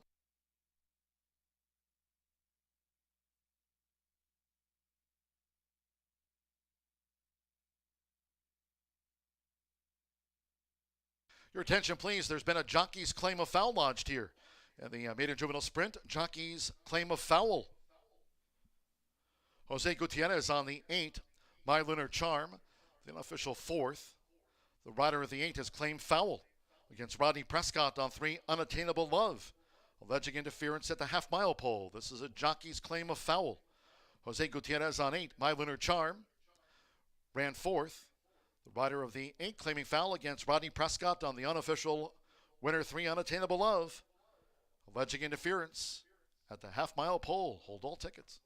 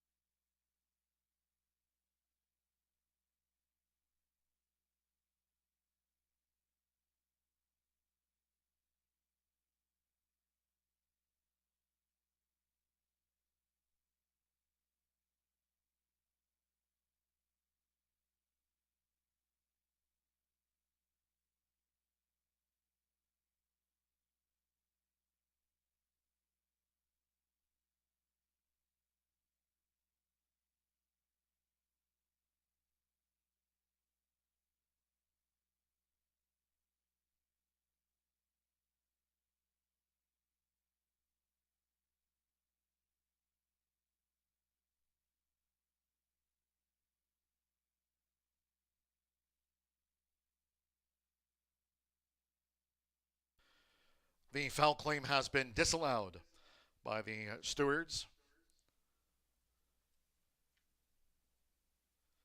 And the Murphy Trailer Sales winner's circle was 3, Unattainable Love with Rodney Prescott. A claim of foul lodged by the rider of the 8 against Rodney Prescott. Alleging interference to the half-mile pole. That Maiden Juvenile Sprint has been disallowed by the stewards. Not enough evidence in support to that foul claim. Unattainable Love is a 2-year-old big gelding by Shagaf. Out of the Even the Score mare, Hard to Get Even. Tony Cunningham trains for Salvador Villalobos. Horseshoe Indianapolis congratulates the winning connections of Unattainable Love.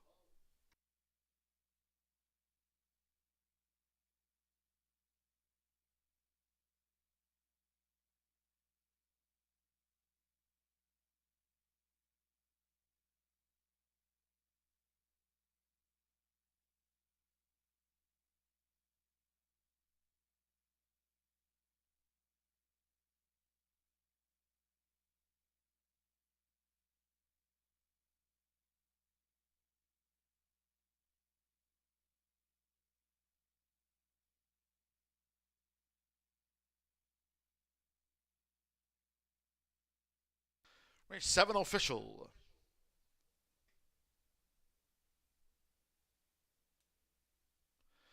$3-6 exact, a $45.60, 50-cent trifecta. Returned $119.25. My Lunar Charm 4th. 10-cent superfecta, $281.38. Pick 3, $143.85. Couple of doubles, 11 and 3. Mission Improbable to Unattainable Love, $221.20. 11-10 consolation double paid out $32.40. And with God and Luck 5th, the 10-cent pentafecta pays $4,672.77, 105.87.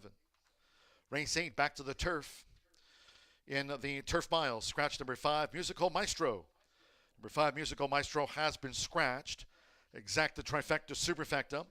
10-cent grand high 5 on the Turf Mile. Double final pick 3 of a 10-race day. Post time will be at 5:51. Just to remind all Horseshoe Indianapolis fans, race schedule this week, back tomorrow, Wednesday and Thursday cards. Thoroughbred and quarter horse mix. Tomorrow, Wednesday and Thursday at 2:10. Saturday an all quarter horse card. Saturday's post time will be at 10:45 a.m. Here comes the Maiden Juvenile Sprint race replay.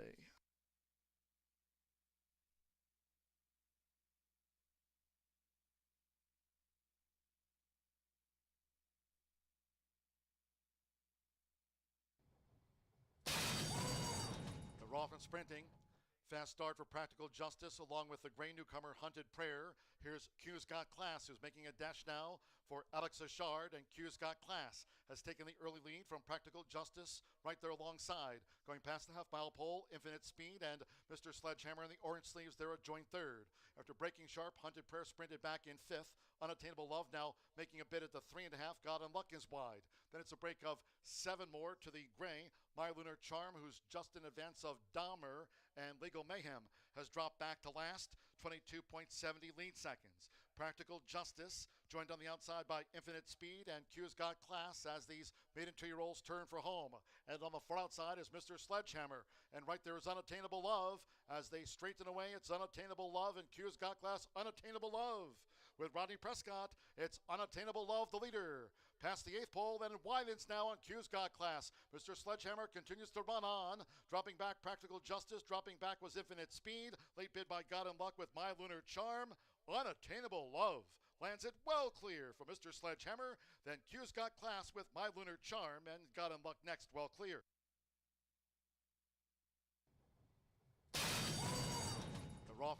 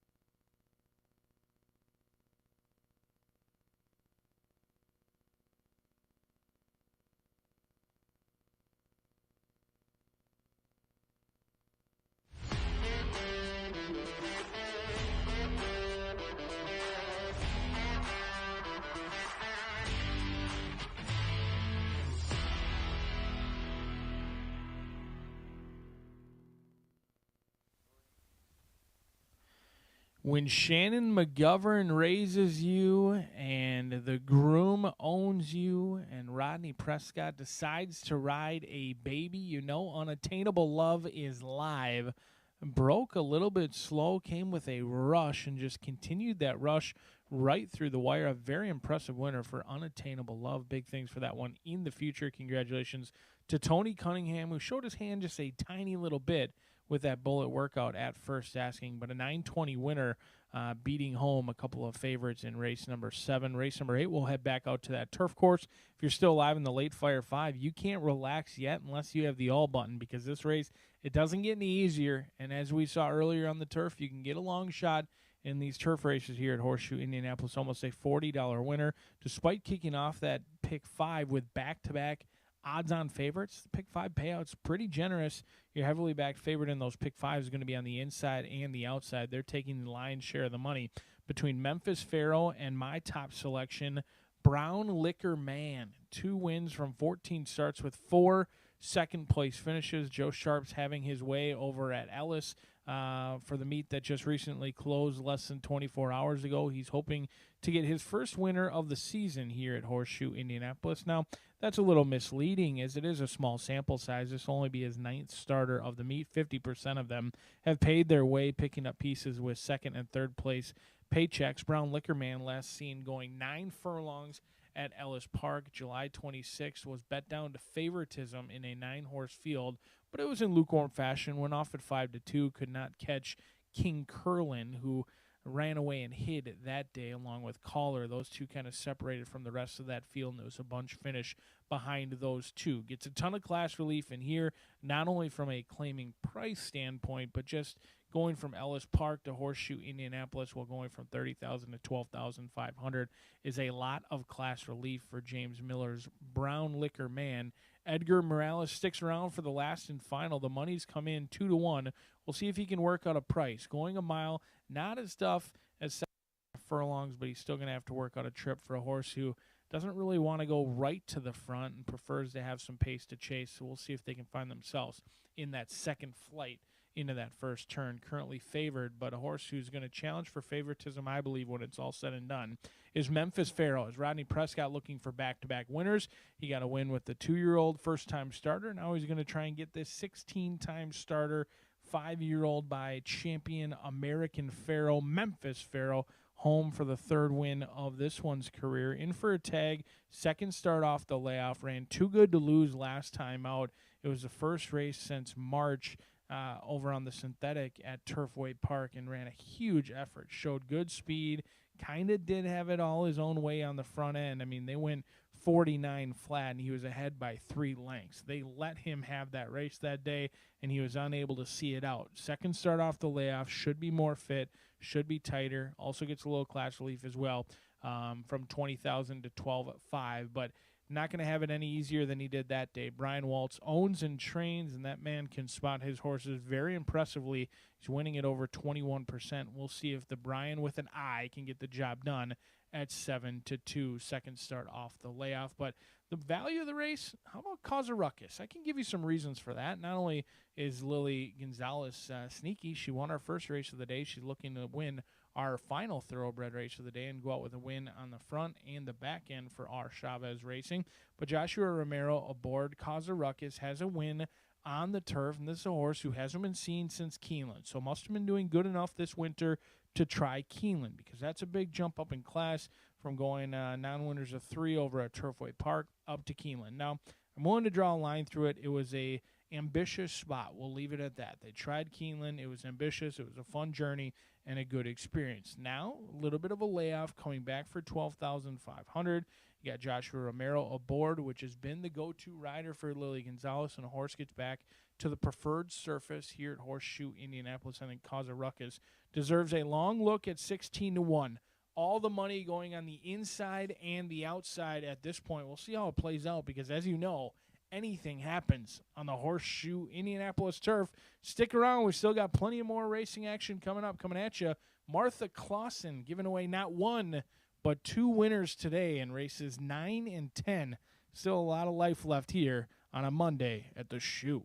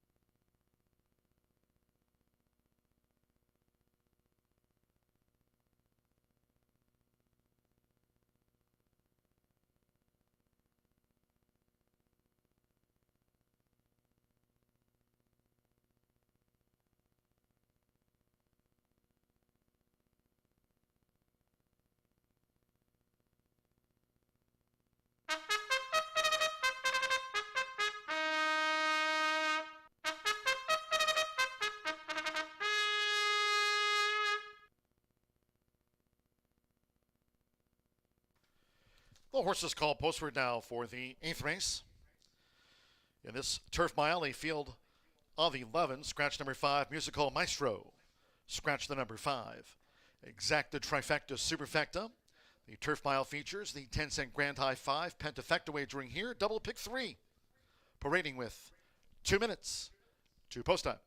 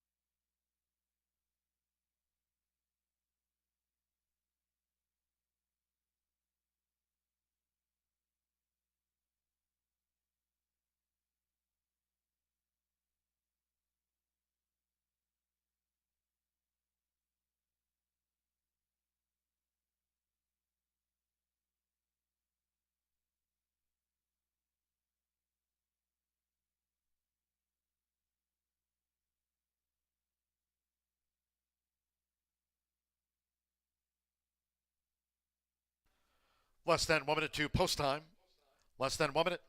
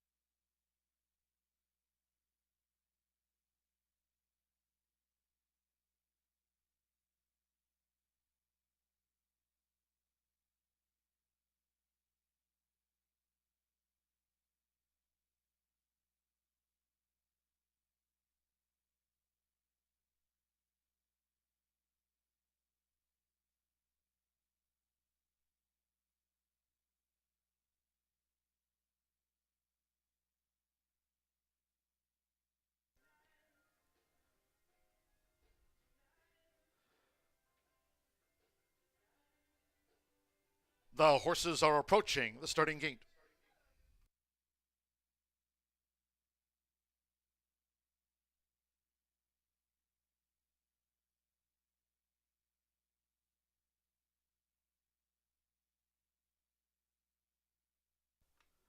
For a final time today, crossing over to the turf course on final approach for the mile start. We close the card with 2 trials for the leader of the Class Sal, Futurity, arriving at the gate.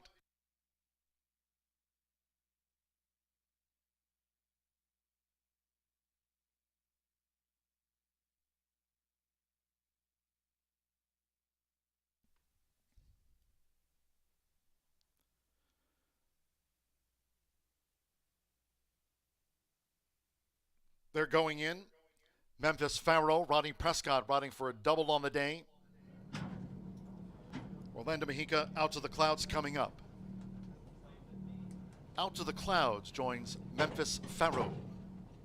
Fernando de la Cruz with On Palm Sunday. Loading underway here for the turf mile. Simmer Bermudez with Fear and Loathing.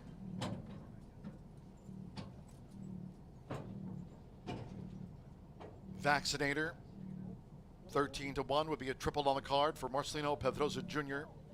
All on the turf. Vaccinators in. Alex Ajar with Cheesesteak.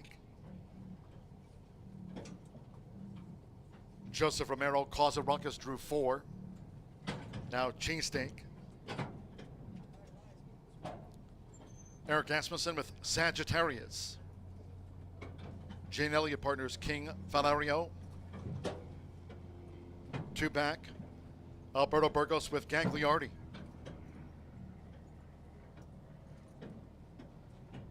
Right now, Memphis Pharaoh 9-5 favorite. It's 2-1 on Brown Liquor Man and 4-1 Sagittarius. Alberto Burgos with Gagliardi and one more Egamelas with Brown Liquor Man. Here over the mile. Horse was rated good today, rail at 24 feet this race week at Horseshoe Indianapolis. They're in the gate.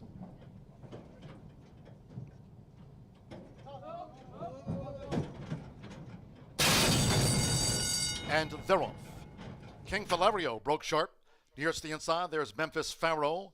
Also On Palm Sunday is well up with Brown Liquor Man and Gagliardi as they make their way past the awning. Just being led by Memphis Pharaoh with the rail for Rodney Prescott. Memphis Pharaoh takes them into the first turn. From a close-up, King Valerio, and right there in between horses, On Palm Sunday, as they round the first turn. And then comes Gagliardi in an orange cap, and Brown Liquor Man secures the rail position. Gagliardi is now running in 5th, and they have 5 furlongs to go. Following is Fear and Loathing in 6th with the rail. 3 clear from Cheesesteak, another length and a half to Sagittarius, who's in the back half of the field, with Cause a Ruckus, who's out deep on this good rated course, going past the half mile. Then farther back to Out to the Clouds, who's running second to last, and Vaccinator trails the quarter 21.95 seconds. They make their way toward the far side of the course, where Memphis Pharaoh has amassed a 6-length lead. Clocks a half mile in 45.15 seconds. On Palm Sunday remains in second by 2. Brown Liquor Man, third, patiently ridden inside 3 furlongs to go. Then comes Gagliardi. King Valerio's drop back. Sagittarius in the royal blue and white halves and cap with the rail making headway. As Memphis Pharaoh leads past the quarter pole. Then Fear and Loathing with Cause of Ruckus. Cheesesteak with the rail, Vaccinator, and Out to the Clouds. 3/4. Check out that split. 109.71. And here's Brown Liquor Man, who descends on Memphis Pharaoh. Sagittarius is right there too. Coming down to the final 16 with Egamelas. Brown Liquor Man lifted into a lead. Has come 2 clear from Sagittarius. Then Memphis Pharaoh and On Palm Sunday with Gagliardi. Brown Liquor Man has won it by a length and a half to Sagittarius. Memphis Pharaoh back in 3rd from On Palm Sunday with Gagliardi and Fear and Loathing.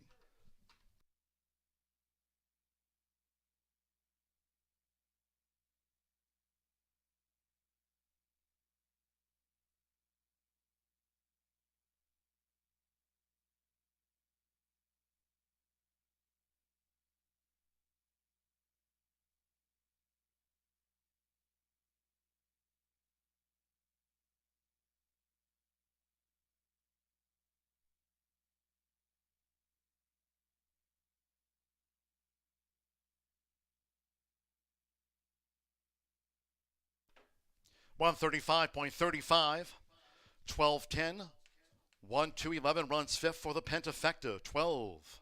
Brown Liquor Man. 2-1 first, 10 Sagittarius. 7-1 second, number 1 Memphis Pharaoh. At Diva Money, favorite runs third in the Turf Mile. Fourth to the 2 on Palm Sunday at 43-1 odds, and 11 Gagliardi. 11-1 for the Pentafecta. Agamorella's giving Joe Sharp his first win here at Horseshoe Indianapolis of the season.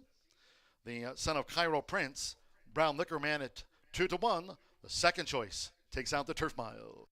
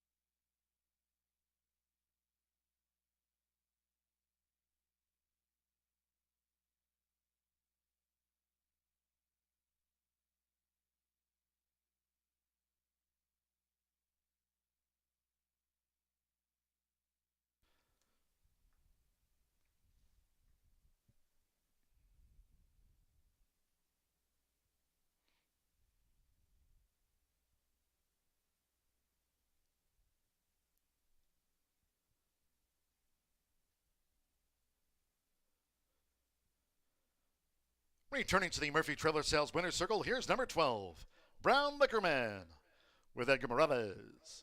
Brown Liquor Man as a 5-year-old bay gelding by Cairo Prince, and a Lily Pod by Bernstein.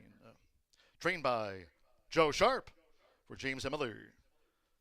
It's official, Horseshoe Indianapolis congratulates the winning connections of Brown Liquor Man. Comes back to town to win the Turf Mile.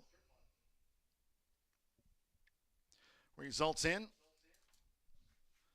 The exact 12.10 paid $45.80, 50-cent trifecta, $23.90. 312 double and even $23.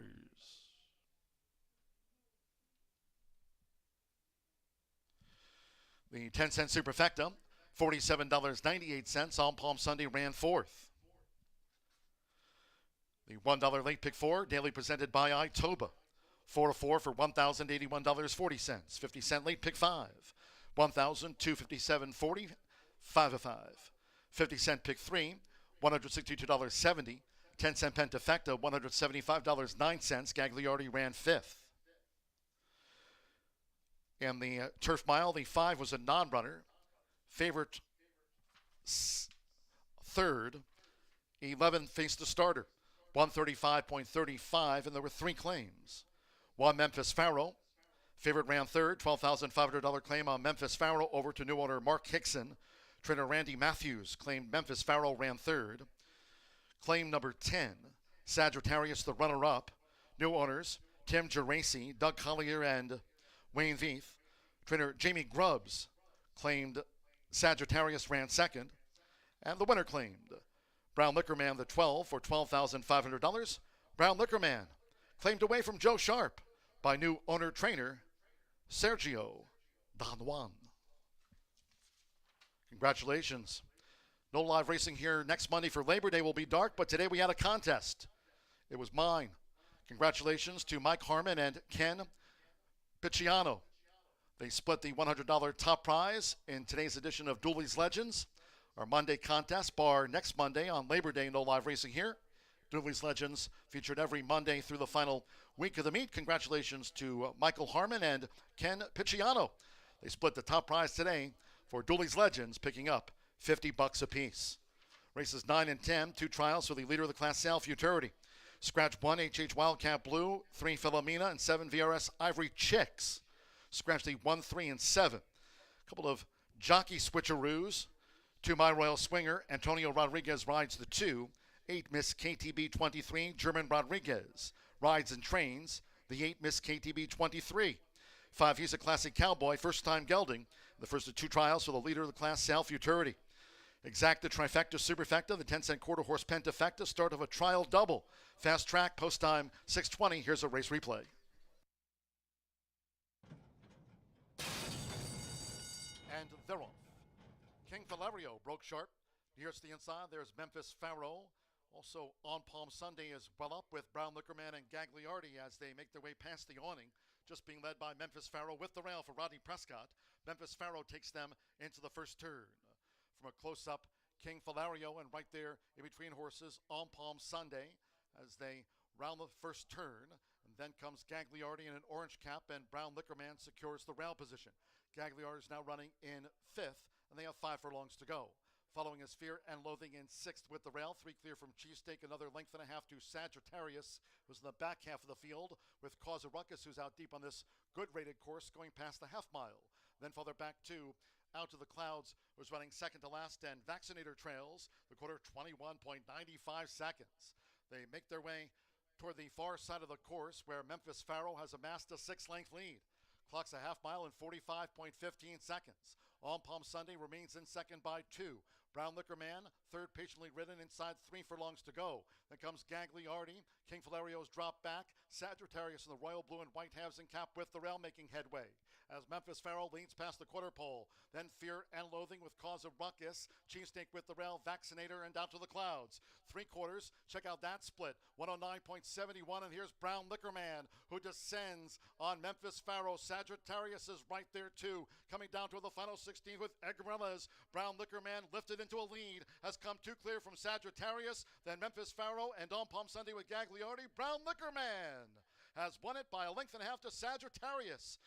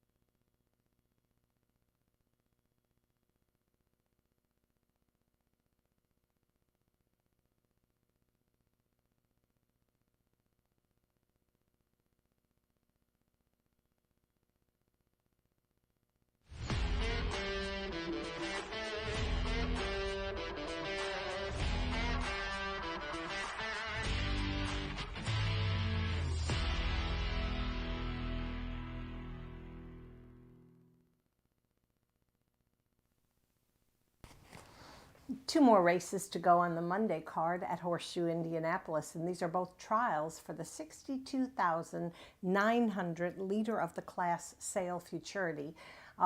350 yards, these are 2-year-olds, and the 10 fastest clockings will continue and come back for the final, which we will host here on Thursday, September 11th. All right, we will go to the paddock and take a look at a few of the horses that will hopefully get one of those 10 fastest times. And I'll begin with number 5, and that's He's a Classy Cowboy. Returns for trainer Tony Cunningham and jockey Danny Martinez in his 4th start of the season. Sired by a horse that I talk about quite a bit, a very amazing stallion, a grade 1 winning stallion, Flying Cowboy 123. This horse broke his maiden here on May 21st, but then had trip woes in his 2 subsequent races. Cunningham's going to utilize the flipping halter today just to hopefully get this horse to stay a little better focused and get out to that sharp break that he's going to need to get a good time. He's got the pedigree, just needs a clean trip, and of course Tony has a lot of racing acumen and a huge history here. He actually won the 2016 edition of this race with Powerful Stone. All right, next up for me is going to be number 8, Miss KTB 23, one of 2 entrants trained by German Rodriguez. Of course, we've talked about him a whole lot, and well deservedly, because he was a really good rider, quarter horse rider, for many years and got his trainer license this year. And who would have thought that he would have come up with some of the amazing horses that he has run this meet? You're going to see a couple of them Saturday in our all quarter horse day. But this Miss KTB is a nice filly, bred and owned by Keith Bodie, who we all respect very much. Freight Train B is the stallion, and she won a training race here in April and now is just making her 2nd start, but I feel like she's going to do pretty well after having that one under her belt. It's my 2nd choice. Now we'll go to number 10, and that's Just Add a Lime. We're not talking about a cocktail here. We're talking about a very nice filly, also trained by Cunningham. Faced a very tough field in her Gordon Mobley Futurity trial in June. I mean, not all horses can come out and run really well in the first Futurity of the year. That's a very, very daunting proposal for some of these young horses that they all develop at different times. So it's not any kind of problem if you don't make the Gordon Mobley Futurity final, because there's so many other Futurities that come throughout the year when maybe they've got a little more experience, a little more maturity. Anyway, she's sired by Just Bein' Valiant. She ran 6th in her debut, but posted 2 recent works that look like she's up to a better try today. This will just be her 3rd effort. And we'll round out my top 4 in this race, talking about Tim Eggleston, current leading quarter horse conditioner. He's won this Futurity for the past 2 years. 2023, it was with that brilliant filly that we admire so much, Red-Headed Beach, and last year with Apolitical Mission. Now, this one that I'm going to talk about is a first-time starter, and like I said, most of these horses have had 2 or 3 starts in Futurity trials, facing some tough company. But Tim is just having such an amazing year that the number 9, Jess de Bomb Diggity, I couldn't look away from her. She's sired by Jess Zuman out of a One Famous Eagle mare, so she's very well bred. Eggleston, like I said, just on fire this meet, so we'll see if she can hold up in her career debut against some of these horses that have had a few more starts than she has. It's Tim Eggleston time. I don't know. I say just take a long look at her in the paddock. So 5, 8, 10, 9 for me. I will also tell you, it's a little complicated when you talk about all what goes into these Futurities, but I just posted an ad that Indiana Quarter Horse Racing has about the speed sale and what these requirements are. So check it out on my Twitter page. Maybe that'll explain things a little bit better. Good luck to this group, and we'll be back for race 10 to see which one of those 2-year-olds is going to be able to qualify for this final.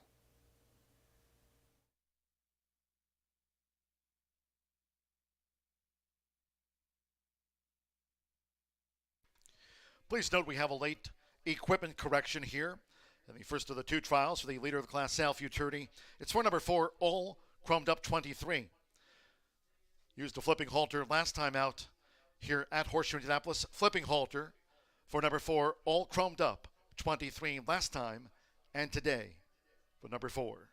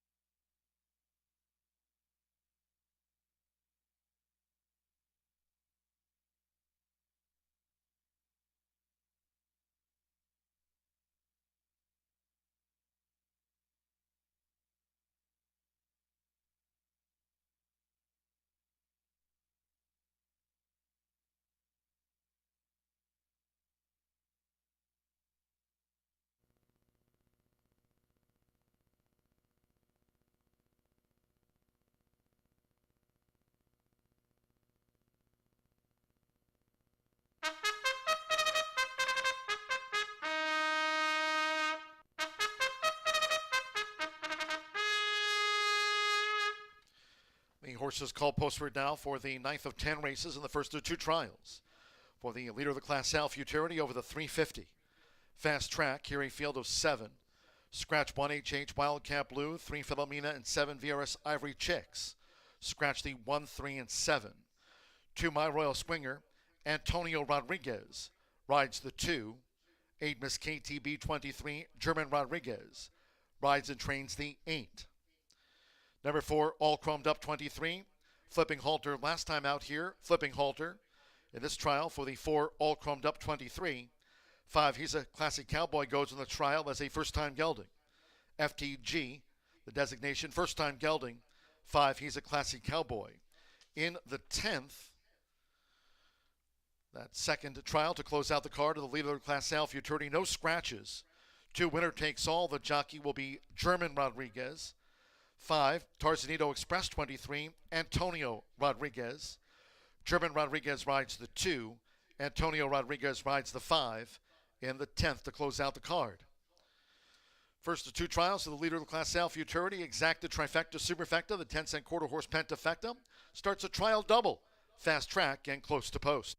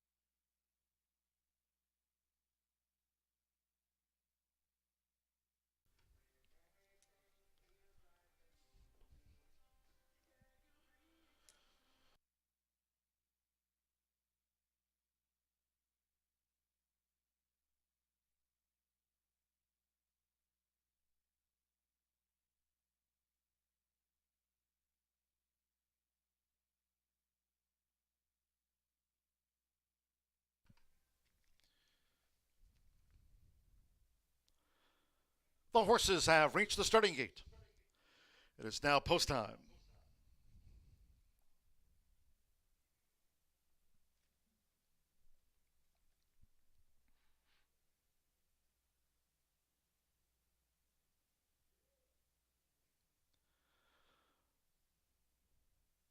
So leading up, My Royal Swinger.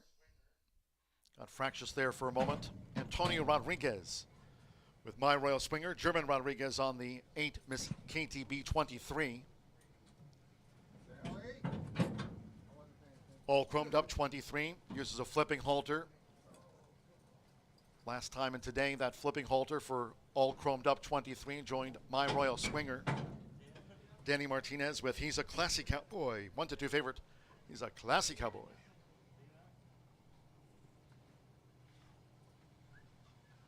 HF, he's a Brick House. Now German Rodriguez with Miss KTB 23.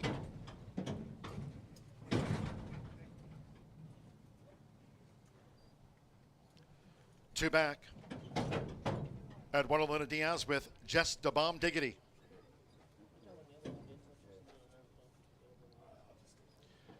He's a Classy Cowboy, 3-5 favorite. It's 9-2, Just a Bomb Diggity. 9-2, Miss KTB 23. One more, Francisco Quintero with HF Just Add a Lime. Tony Cunningham with a Thoroughbred win on the card with Unattainable Love. Fast track here over the 350. First of two trials for the leader of the class, Sal Futurity. HF Just Add a Lime. 3-5 favorite. He's a Classy Cowboy.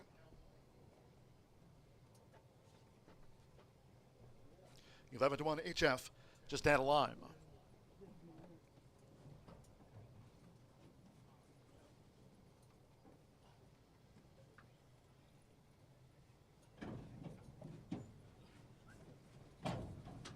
All in line. And they're off. Just a Bomb Diggity sharply away. HF Just Add a Lime over here on the stand side. My Royal Swinger just leads them past the 220. It's My Royal Swinger. Here comes a charge now by He's a Classy Cowboy in the middle. With HF, he's a Brick House. Just a Bomb Diggity and HF Just Add a Lime. He's a Classy Cowboy. Giddy up and wins the first trial from HF. He's a Brick House with Just a Bomb Diggity and Miss KTB 23. First of two trials here for the leader of the class, Sal Futurity. He's a Classy Cowboy. Danny Martinez for Tony Cunningham.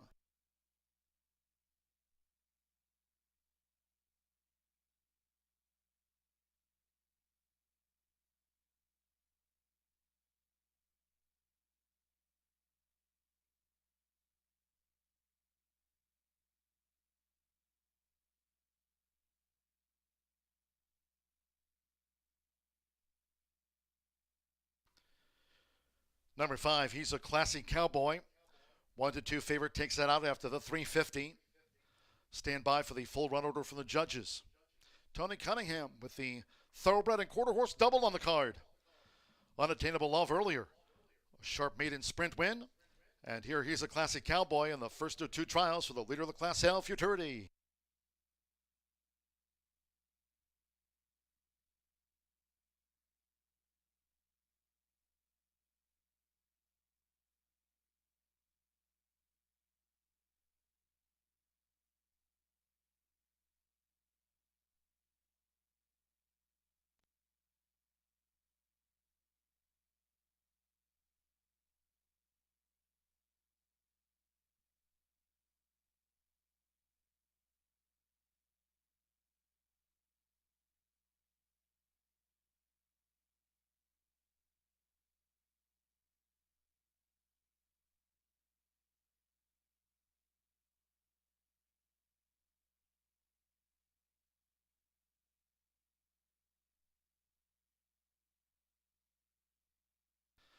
.164 seconds for the 350 yards, 18.164. The judges have posted the full order. First, number 5, he's a Classy Cowboy at 1-2. 6, HF, he's a Brick House, 19 to 1. The runner-up after the first of two trials. Third, number 9, Just a Bomb Diggity at 5 to 1. 8, Miss KTB 23, 6-1 fourth, and 2, My Royal Swinger fifth, hold all.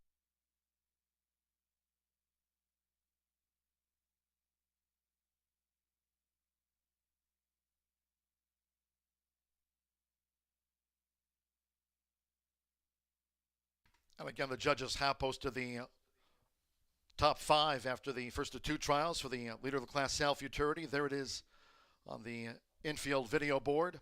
5, 6, 9, 8, 2. There it is.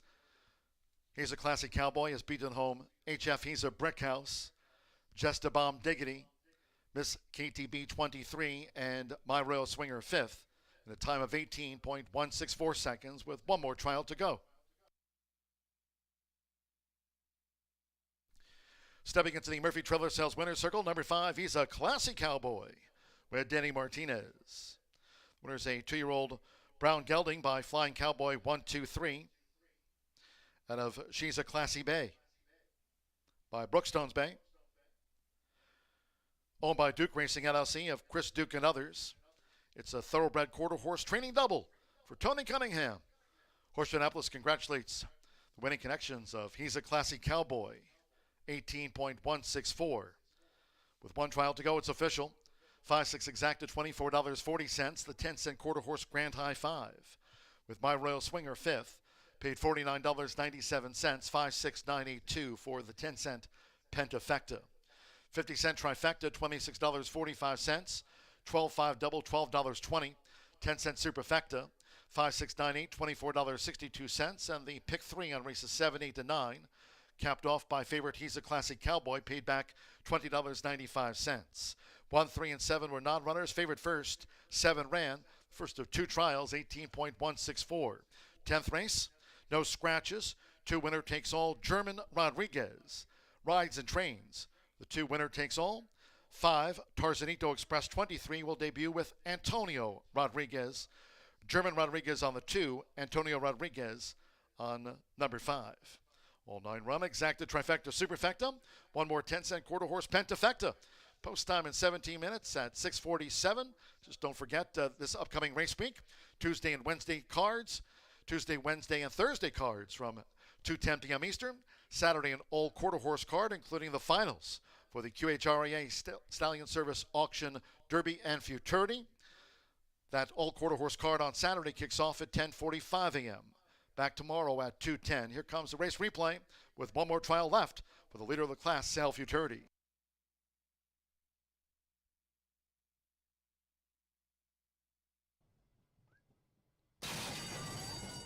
And they're off. Just a Bomb Diggity sharply away. HF just added a lime over here on the stand side. My Royal Swinger just leads them past the 220. It's My Royal Swinger. Here comes a charge now by He's a Classic Cowboy in the middle. With HF, He's a Brick House. Just a Bomb Diggity, and HF just added a lime.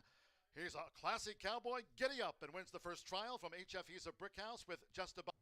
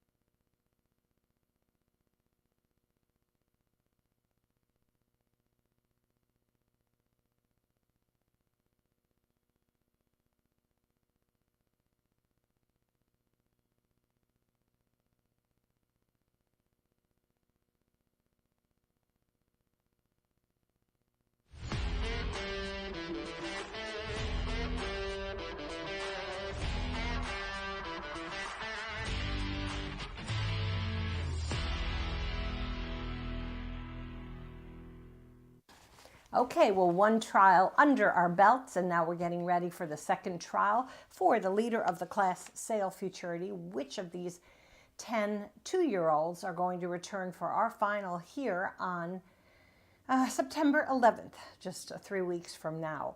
All right, so let's go to the paddock and take a look at number 9, Lead Me to the Beach, a deserving favorite in my book in this trial for our trainer Claudio Barazza.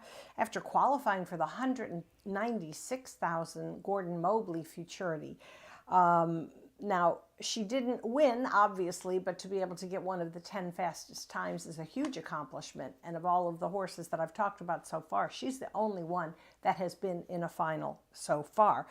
She's sired by Escondido Beach, and interestingly enough, the mare, She's a Classy Leader, was sired by Leader of the Class, and that's what this Futurity is named for. So it's really interesting pedigree, and of course top connections with Claudio Barazza and Edgar Diaz in the iron. All right, we'll go next to number 3, and that's Eos Running Roxy. This is a filly sired by Eos Apolitical Win. That was a first crop stallion here last year that produced so many nice horses. So it's really cool to see that his second crop is performing well as well. Now this horse is a filly moving in the right direction for trainer Tony Cunningham, jockey Francisco Quintero, 47% in the money. He and Danny Martinez both share duties for Tony, but Francisco has been on a roll in August, so I was interested in that. And I think the return call for this rider and this horse, it's going to be very well regarded. I like the pedigree, obviously, as well. That's number 3, Eos Running Roxy. Okay, we'll go next to the rail, and that's going to be number 1, Cool Candy Wagon. Talked about Tim Eggleston, trainer Tim Eggleston, in my previous preview, and of course he's currently the leading horseman, quarter horse horseman right now. He's sending out this son of All-American Futurity winner Jess Good Candy. Rolando Pena rode this Oklahoma-bred gelding to a 3rd place finish on June 17th. He didn't make any impact 3 weeks later, but Tim has already won 32 races this meet. And I just think the pedigree and the Eggleston connection's too hard to ignore. All right, so we'll round out my top 4 with number 4, and that's HF Liza Jane. Improved greatly in her second start. That's what I'm always looking for when you're talking about 2-year-olds. You know, some of them come out of the gate in perfect form. Well, not too often, because they're all learning at a different level, and they're 2-year-olds, they're babies. But when you see a big improvement in their speed figure and just the way that they ran, that piques my interest. So July 14th was a good race, and despite stumbling at the start, this filly, by just being valiant, earned her top speed figure that day. That was under rider Diego Bocanegra, and Diego and Natasha Perez they've been really good for the past several years. So let's see if this filly can give them a chance to go into the final on September 11th. So I'll go 9-3-1-4. We've got plenty of action coming up this week. We have quarter horse racing on Tuesday, Wednesday, Thursday, and then of course the draw came out for Saturday's all quarter horse day, 10:45 start. I think it's 11 races, including the 2 major championships, the final of the Stallion Service Auction Derby and Futurity. Really excited. I'll be there, and I'll be working with Louie. Louie and I are going to have a great time while Rachel's at Saratoga, hobnobbing with the rich and famous. We'll be hobnobbing with all the great quarter horse people in the state of Indiana. All right, good luck to everybody in this trial, and I'll see you back tomorrow.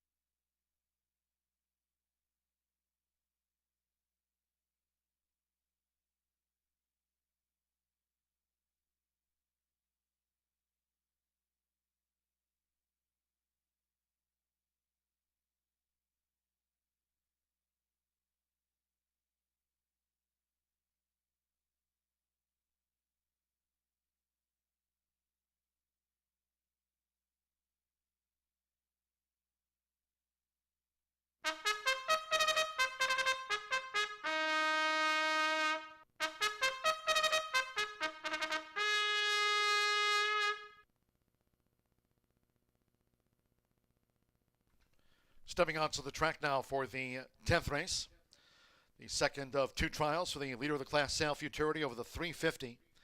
Fast track, no wind, a field of 9. 2 winner takes all. German Rodriguez rides the 2 here. Winner takes all. 5 Tarzanito Express 23. Antonio Rodriguez rides the number 5. Exacta Trifecta Superfecta, the 10-cent quarter horse Pentafecta, and drawing closer to post time.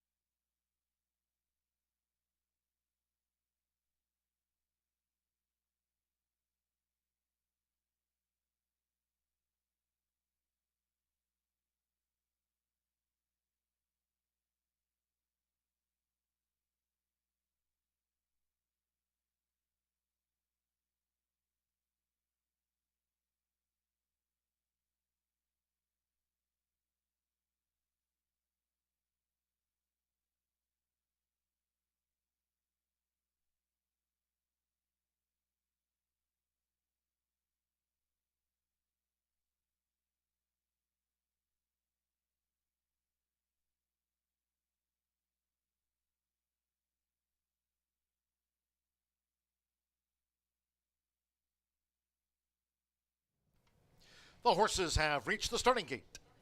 It is now post time. First in, Lil Zoom Zoom. Will be a trial double for Danny Martinez with Tony Cunningham.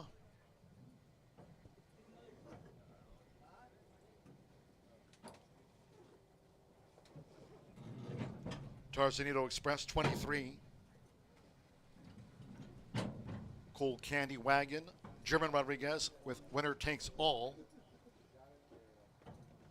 Pop Sicario SM going in. Eos running Roxy. HF Liza Jane to post position number 4. Sobo. He's a classic cowboy, won the first of 2 trials. And 18.164 seconds for the leader of the class, Sal Futurity. Over the 350, one more. Edgar Diaz, Lead Me to the Beach. 3-5, final favorite, Lead Me to the Beach.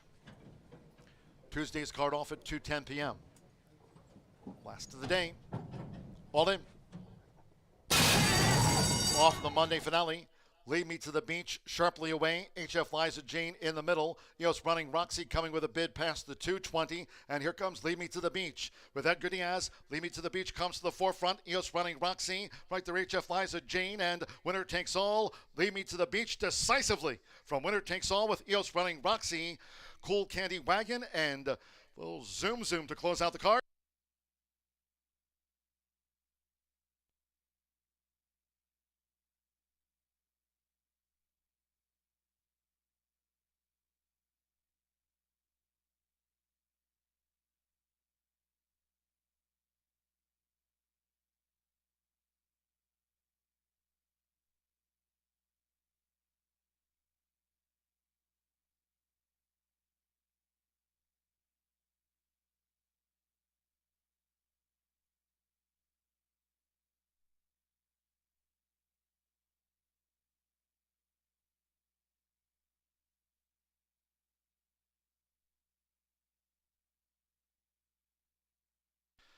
Nine, 2, 3. We're standing by for the final time for the 350.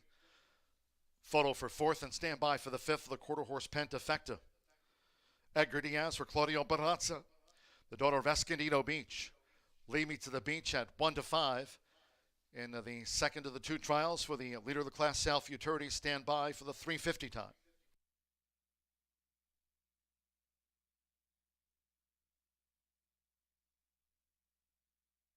The judges have posted number 1, Cool Candy Wagon, 4th. 7, Lil Zoom 5th. 9, 2, 3, 1, 7.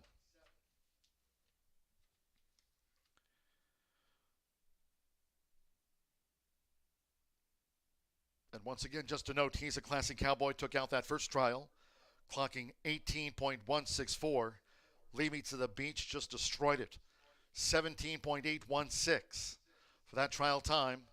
Lead Me to the Beach clock 17.816 and goes on to the finals here on 9/11.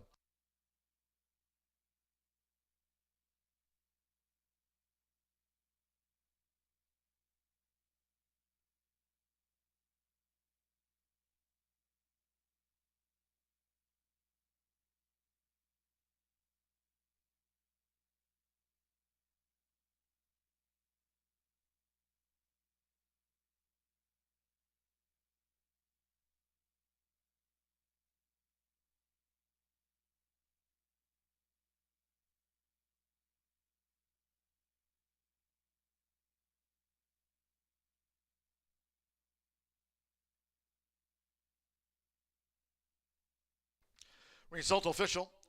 9-2 exacta, $35.20, 50-cent. Trifecta pays on 9-2-3. Eos running Roxy was 3rd. $35 for the 50-cent trifecta. With Lil Zoom 5th. The 10-cent quarter horse Pentafecta paid $73.41. Final pick 3 of the day, 50-cent pick 3, $5.95. The trial double combining He's a Classic Cowboy with Lead Me to the Beach. 5-9 double, $5.80. 10-cent superfecta, $20.13. Cool Candy Wagon 4th. Lil Zoom 5th. Official.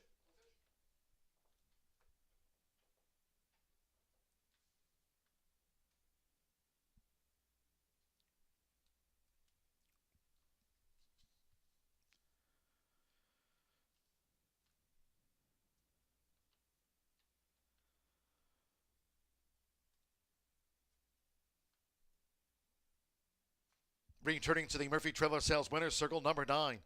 Lead Me to the Beach, this sharp trial winner with Edgar Diaz.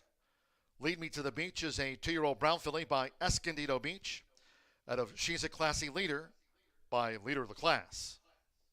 Claudia Barraza trains for Mark Michael, Tim Puigano, and Casey Puigano. Horseshoe Indianapolis congratulates the winning connections.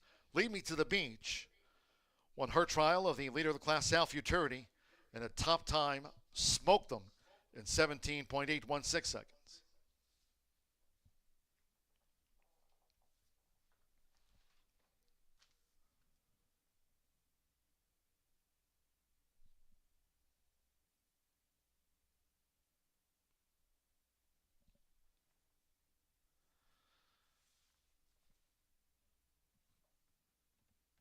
That concludes our live racing program for today. To start off the race week, thanks to all who joined us here at the track on this sunny Monday with live racing back, and cheers to all who tuned in. Tuesday, Wednesday, Thursday cards from 2:10, and Saturday's an all quarter horse card as noted. Saturday will kick off this weekend at 10:45 a.m. No live racing on Friday nor Sunday. Also, no live racing here on Labor Day Monday in a week's time. Until next time, for all of us here at Horseshoe Indianapolis, it's been my pleasure today. For the broadcast booth, track announcer John G. Dooley saying good night from Horseshoe Indianapolis.